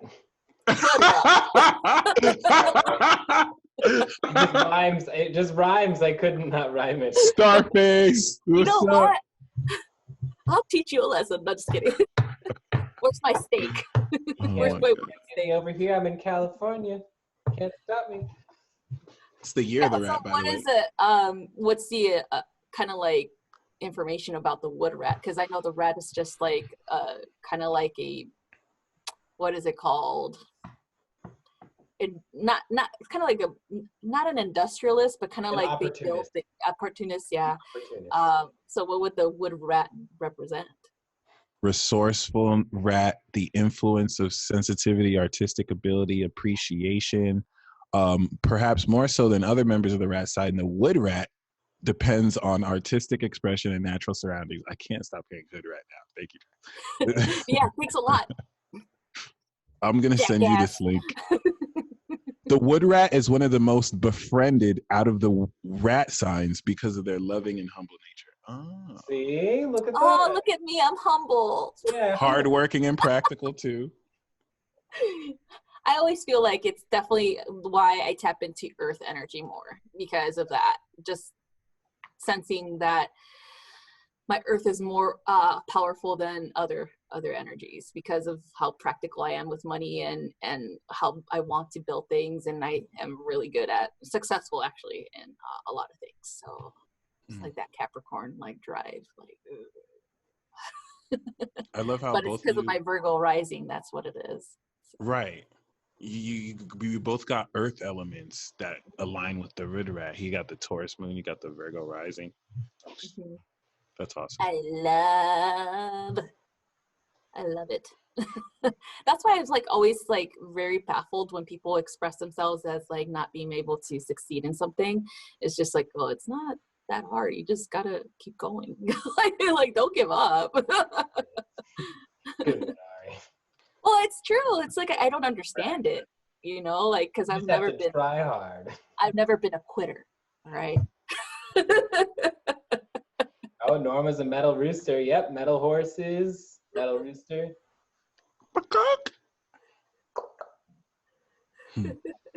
Is this why you have a massive migraine?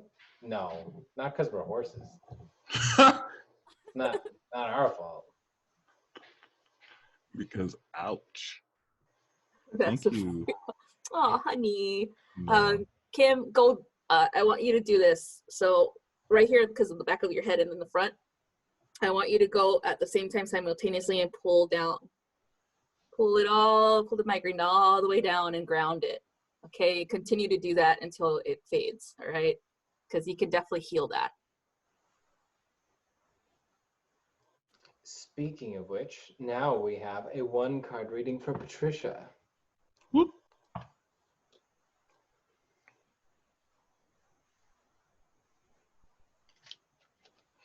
Oh, Patricia. got a new journey that involves your identity right now. Essentially, like, so with Three of Swords, a lot of times we always think of this card as an ending, but we have to remember the three is the beginning energy. This is the energy where movement truly begins, and you're past all that preparation phase. You're in this place right now where essentially a friend or a relationship has been lost now, or you just feel this disconnect from something you really cared about or a person you really cared about. And what this is doing, though, is this is the beginning of your new identity. Because what comes right after the Three of Swords is the Four of Swords of rest, to reflect on who you really are, to reflect on, how you can have your own stability, because you can't rely on other people to, you can behave in such a way where you show other people your consistency, but we can't always expect that everyone else is going to meet that, or that they'll be able to keep up with that. And there's times where we have to recognize we've got to walk off in our own direction and forging our own identity and truly preparing that within, look at all this purple, it's within the spiritual realm. Finding our own self gives us the guidance that we need, not relying on another person or another situation. So if you think that you losing some of this energy recently, or you losing this person was a loss, the reality is this is like, it's the preparation. We're clearing the table so that you can start to, you can put your canvas on there and begin your own masterpiece. Because there's one that you were co-doing with someone else, it just wasn't working out. So you had to skidoo in another direction. Skidoo! Look at his face. He got it though. He's just like, damn. all right, so what I got for you is solutions, or the Temperance card. So I am picking up the same thing, where it's kind of like making it's like balancing energy. What isn't relative now? What doesn't exist in your energy field? What is it that you want to bring in? What is it that you want to manifest? And also being very mindful of this, especially when it comes to relationships with other people, is being mindful of who you let in, being mindful of who you give your energy to, your time, your friendship, things like that. So it feels like there is you really, to me, what I'm seeing is you're really heart-centered, and therefore you really are a loving person, and you just feel like everyone else is the same way. And that's kind of like a Piscean trait. But it doesn't mean it's a weakness. It just means that you got to be more mindful of who you let in. You have to be careful with relationships. You have to definitely understand that people are different. Every person is different. Not everyone is exactly like the way that they think of the world is very different from the way that you think of the world. You like to share a lot of yourself with people, your heart, your love, your affection, your friendship, things like that. But not a lot of people are willing to do that with you. Okay. And that's okay. There's nothing wrong. It just means that you need to start moving forward in your life and realizing, hey, not a lot of people are worth your time. And so with that being said, is the balance of understanding your own self, your own needs, as well as understanding that other people are different from you. Okay. So it feels like there's a need for you to forgive as well, not the person, but yourself, and understand, hey, I had to learn this for a reason. I'll be much more mindful of who I interact with next time. I also, it's a time for you to heal. It feels like there's definitely a need for that, but doesn't mean that you're gonna be, ice cold for the next friendship that you have or interaction with other people. It just means that you're gonna be much more like, you'll see the red flags. You'll be more mindful of that. Okay, so that's what I have for you. One card. Yeah.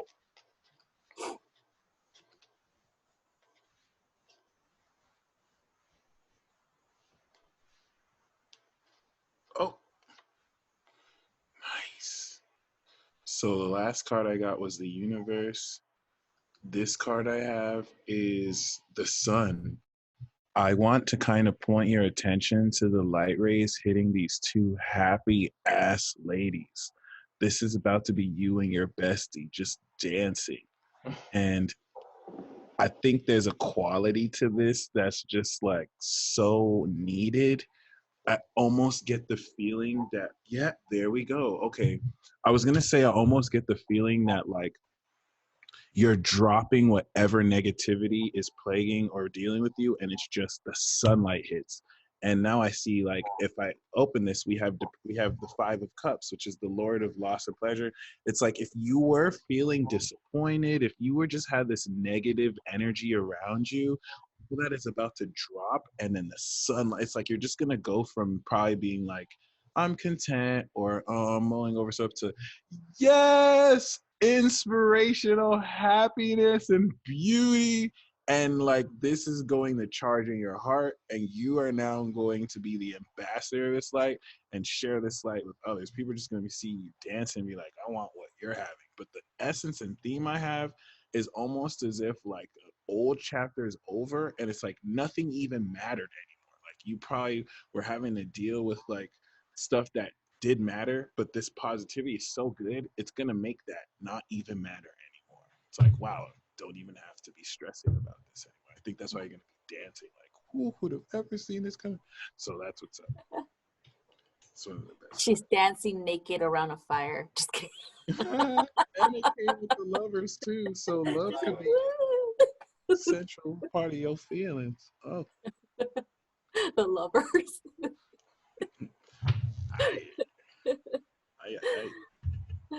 All right, so who's next? Next, we have Mike Portal.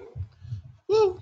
Mike, And for Mike, I have a channeled message that's been trying to come through for like 5 minutes. My It's been name's so Sir. excited. So Mike, the energy I pick up from you right away is not to question your own power. If you question your own power, then it effectively doesn't exist the moment you doubt it. You know, this is all something that operates within us. Like I feel you envisioning these near future events. If you stay on this track and thinking that those moments of vindication will then create or keep this power, but in reality, you already possess it.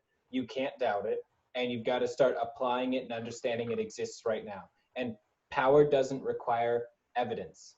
Power exists with or without evidence all the time in a million different ways, good and bad powers. So now's the time for you to remember this internal power you feel, this desire to take your moral compass and then actually bring it into action and bring it into the physical. That's possible right now. No matter what trials and tribulations and challenges you still have, you are ready to do this immediately. So like now's the time to venture forth. There is no journey that will make you into the hero. You're already that hero who's ready to take it, you know? So that's what I've been feeling. awesome. All right, let me go ahead and see what's going on, Mike. One card, right? This one's Channel. Channel. All right, so what I'm seeing is a lot of like kind of like limiting belief systems around all of your like area, like around here, your head, your thoughts, your thought forms. Your own thoughts are the things that you need to challenge. Okay, the way that you perceive yourself, the world, any limitations, any perceived limitations. And I'm saying this in quotes because there's really none that exist. Okay, and it's like it's a human thing, right? Or we're programmed to believe that we can't do certain things. We're programmed to believe that we're limited, that we're stuck in this human flesh, you know, and we can't, you know, be super awesome people, you know, and so or powerful, like Jack said. So working on the dialogue that you have with yourself is really important. Anything that's negative, and you probably hear a voice that's very familiar, and it's not yours. It is, I'm hearing like your parents' voice. It's probably like you heard it over and over again as a kid. Something that reminds you of the way that they treated you, the way that they said things to you, things like that. And so I'm catching like a masculine energy too. So it feels like you're hard on yourself because they were hard on you. And so you don't have to seek perfection. You already have everything that you need. Okay, you are perfect the way that you are. I'm also hearing like you have to have more faith in yourself, in your abilities, and the way that you maneuver through your life. Everything that you've experienced was for a very awesome purpose, because you're here to assist many with the same experiences. You're not just here to just suffer, so to speak. You're here to overcome. Okay. And with the overcoming, then you are able to assist others through their own stuff, you know?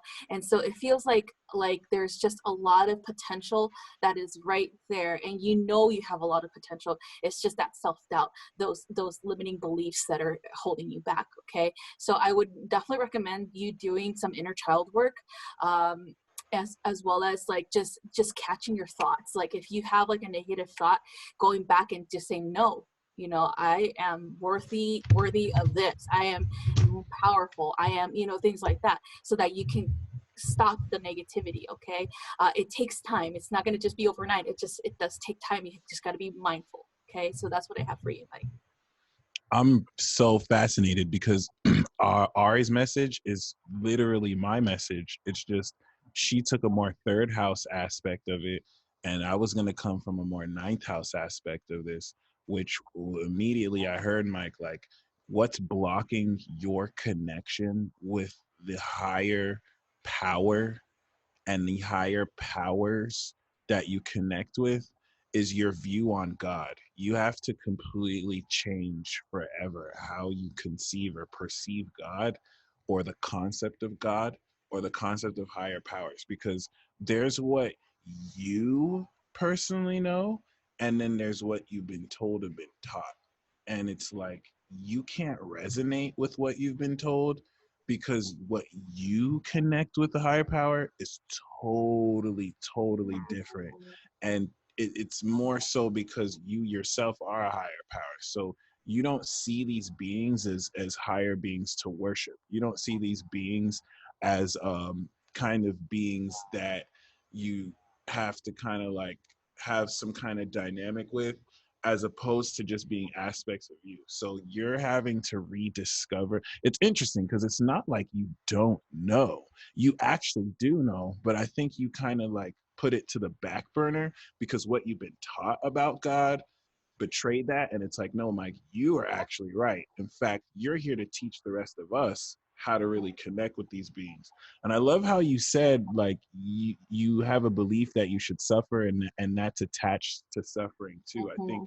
I think as you kind of like, which makes sense. Yeah, I think which once again, like, just like Ari said, once you kind of change the beliefs, which I'm fascinated, like, I'm the Gemini giving you ninth house advice. He's the Sag giving you third house advice. Right. And I took a 6th and 12th house perspective now that you put it in that context. Wow. So I said reality and illusion. I like yeah. Those two perspectives. That's so funny. We did That's beautiful. So, you know, changing your perception all around. And main message for you, Mike, is don't be afraid to believe in what you believe, even if it's like different, because you're bringing that different energy to come into deeper understanding. You know how to make it make sense. I'll say that. Yeah. Sure. Yeah, and that's the thing. Yep.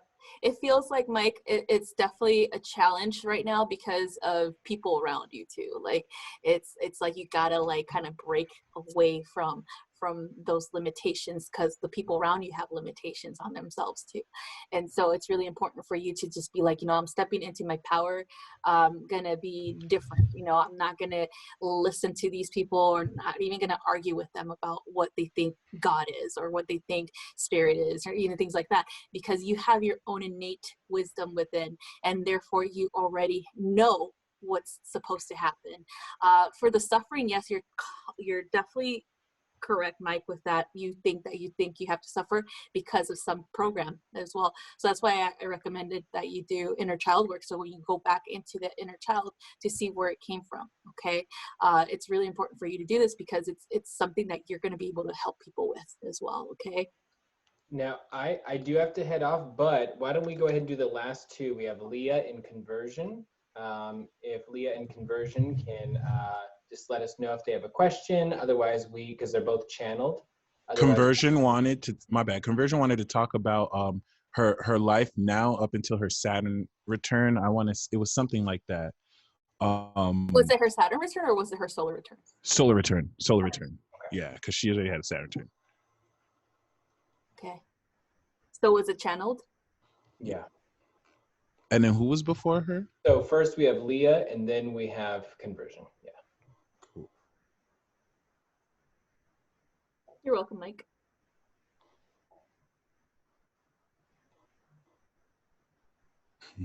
Like Britney Spears. Oh my God, we grew up in the era of Britney Spears. That's crazy. Seriously. Right. Last 2 decades, man. We grew up in the formation of so many things that have been regurgitated since then. The creation of certain types of entertainment, like we got to grow up through that and watch it now be repeatedly done. Just like I imagine so many of our parents and grandparents must have felt watching our TV shows. So, Leah, it's so funny you said fly with mine. The channeled message that I was seeing wasn't even words. It was just like this vision. It was the night sky, and there was this forest, and it was super cool in the air. And I just saw this owl just sort of hovering over the landscape. To me, this is about astral travel. This is about meditation. This is about letting yourself spend some time remembering the silence of the owl totem, because we had talked before about you having the owl totem and having such a strong natural connection to it, and it was the it feels like it's time for you to embody that and to have your connection with it. The silent flight of the owls is like it's magical, the ability to retrieve what you need from this world and to be able to do so with a level of inherent clarity, like inherent certainty and vision, and the ability to detect what it is you're looking for. And it feels like it's time for that. It's time for some meditation. It doesn't even have to be in the conventional way, but it feels like the night is, of course, when your abilities are going to be spiking for you in particular. And it feels like that would be the perfect time to do some astral travel, guided meditation, but specifically spending your energy on the focus on your breathing and focusing from the point of view of the owl totem, because having that connection will just, I don't know, it feels like it's going to bring you a simple clarity that removes so much of these other questions and ideas and things that are getting in the way off the table. The thing is, that for all of the great philosophical, deep questions we ask about the universe, so many of them can be explored through extreme silent simplicity and the ability to just really observe and be aware and pay attention to what's happening around us. So it feels like that's why it's coming up for you, and it feels really, feels like it's time. It feels like it's like an initiation almost. Awesome. All right, Leo, let me go ahead and tap in.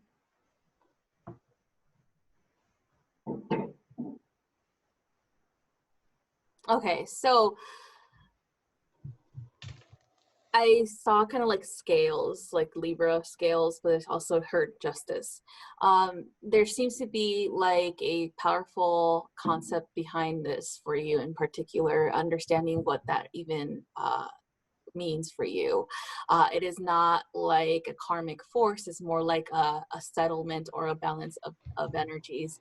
And so with that being said, when you think of someone getting their just deserves or deserts or getting what they deserve karmically, things like that, it's not in a negative way. It's more like understanding that the reasoning behind it, there's a lesson behind it. So that's where the wisdom comes in. That's where the owl totem comes in, the wisdom behind the lesson.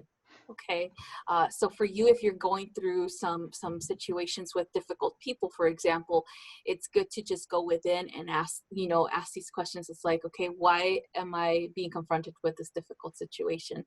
And then explore that. Like, what is it that you feel that the situation is going to lead towards? Is it going to lead towards a beautiful lesson for you and the person, or is it going to be more of like a reflection of what needs to be overcome? It feels like there's a lot of that happening with opposing forces in your life, with people who are at a different mindset, a different level of understanding, as well as with the need for you to have compassion for yourself and them, and have that proper time for yourself to do self-evaluation, where that wisdom comes in, your innate connection to that owl totem is something that is necessary at this time, so that you could understand, so you can then see and reflect that, hey, this has nothing to do with me, you know, and then, or if it does have something to do with you, so what is it exploring about my personality? What is it that I need to learn? You know, things like that. So definitely reflection, time for reflection. Okay, so that's what I have for you, Leah.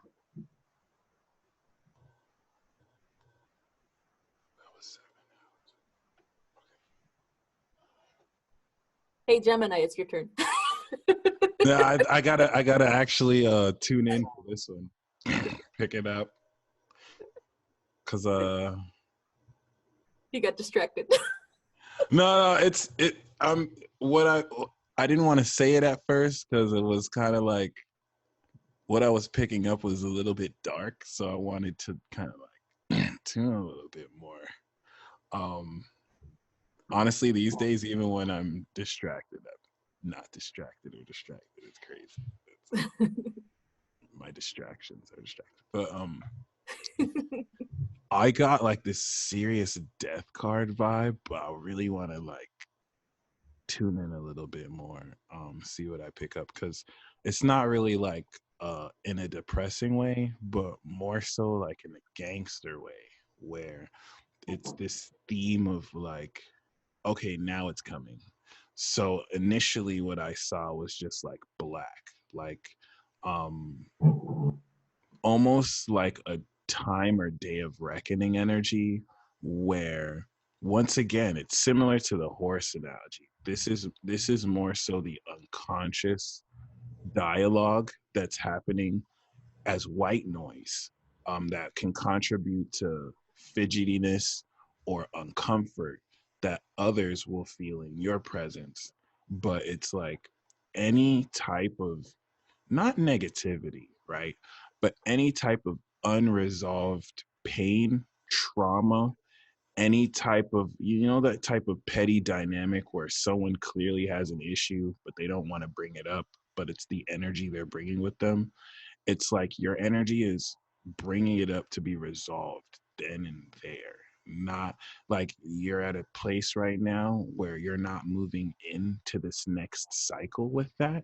So with anyone who it's coming up with, it's just like this gangster, like, we're dealing with this right now, right here. And it's going to color the conversations that it is coloring the conversations you're having with people. Now I'm picking up that you're wrapping up on this. So not that this is new.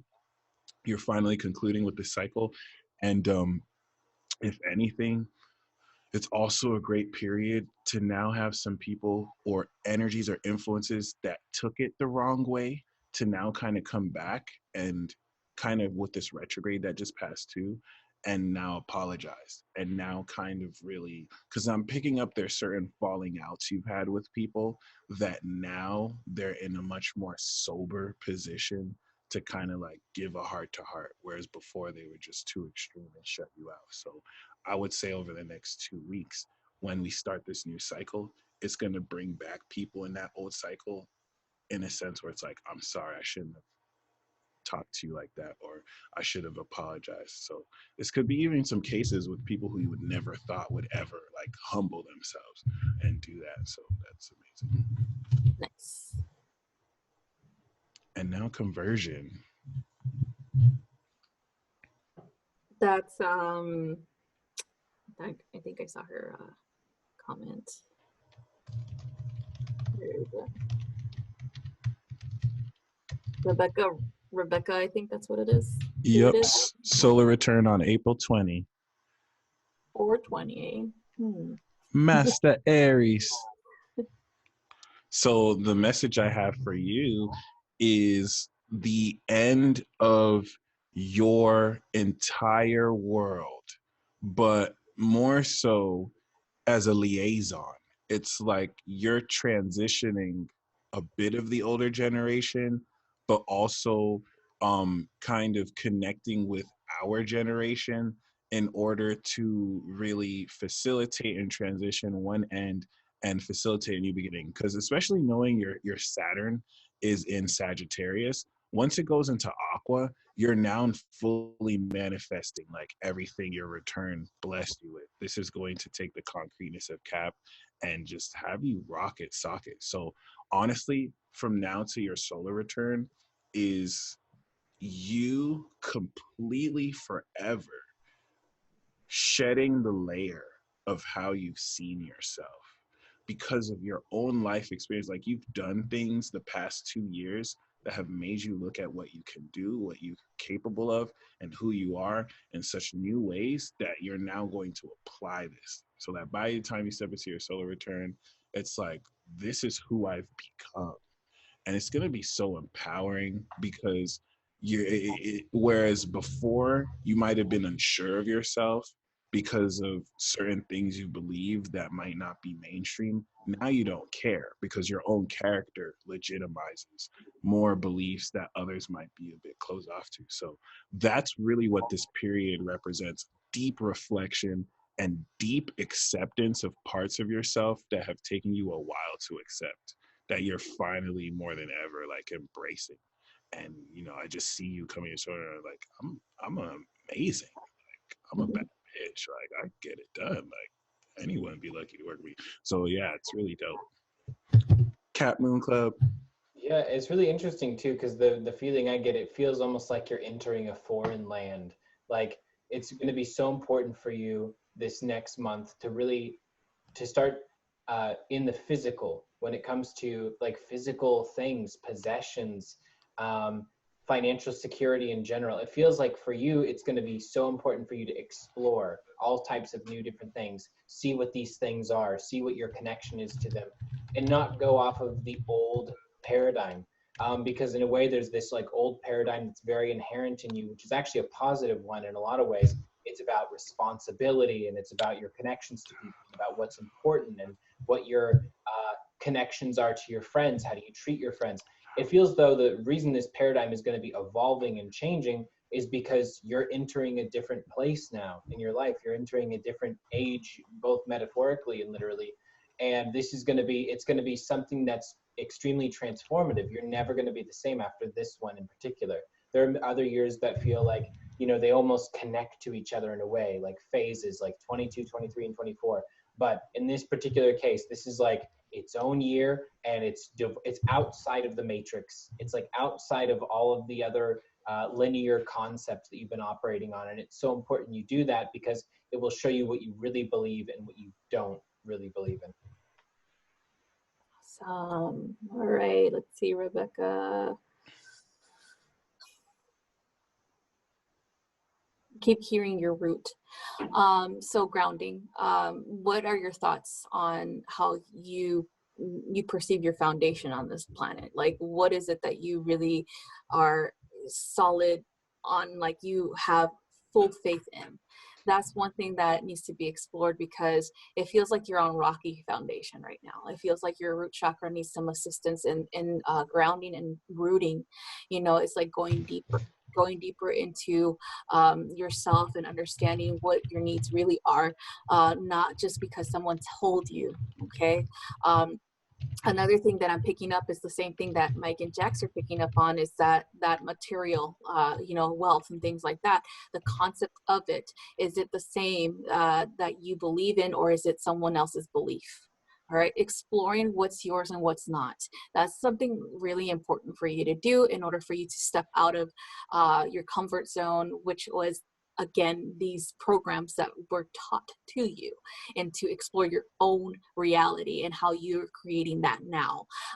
So that's where that foundation is going to shift, and that's why that foundation is rocky. That's why it's not stable, because you're kind of like digging it back up, and you're trying to figure out what's yours, throwing putting it, leaving it there, throwing out the stuff that's not yours. And so with that, your ideologies in that very way, what do you believe you deserve?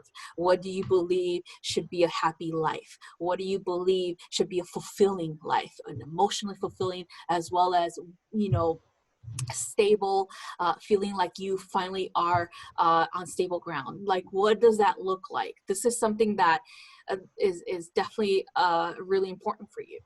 so that you can know exactly what direction you want to take for your next step. Okay, so that's what I'm picking up on you, Rebecca. Amen. So we are going to close off here. Thank you guys so much for tuning in once again. And you know what it is. You know what it do. Starface, J Trizzle, and the dealer signing out. See you Y'all later. All right, stay bye blessed. guys. Have fun.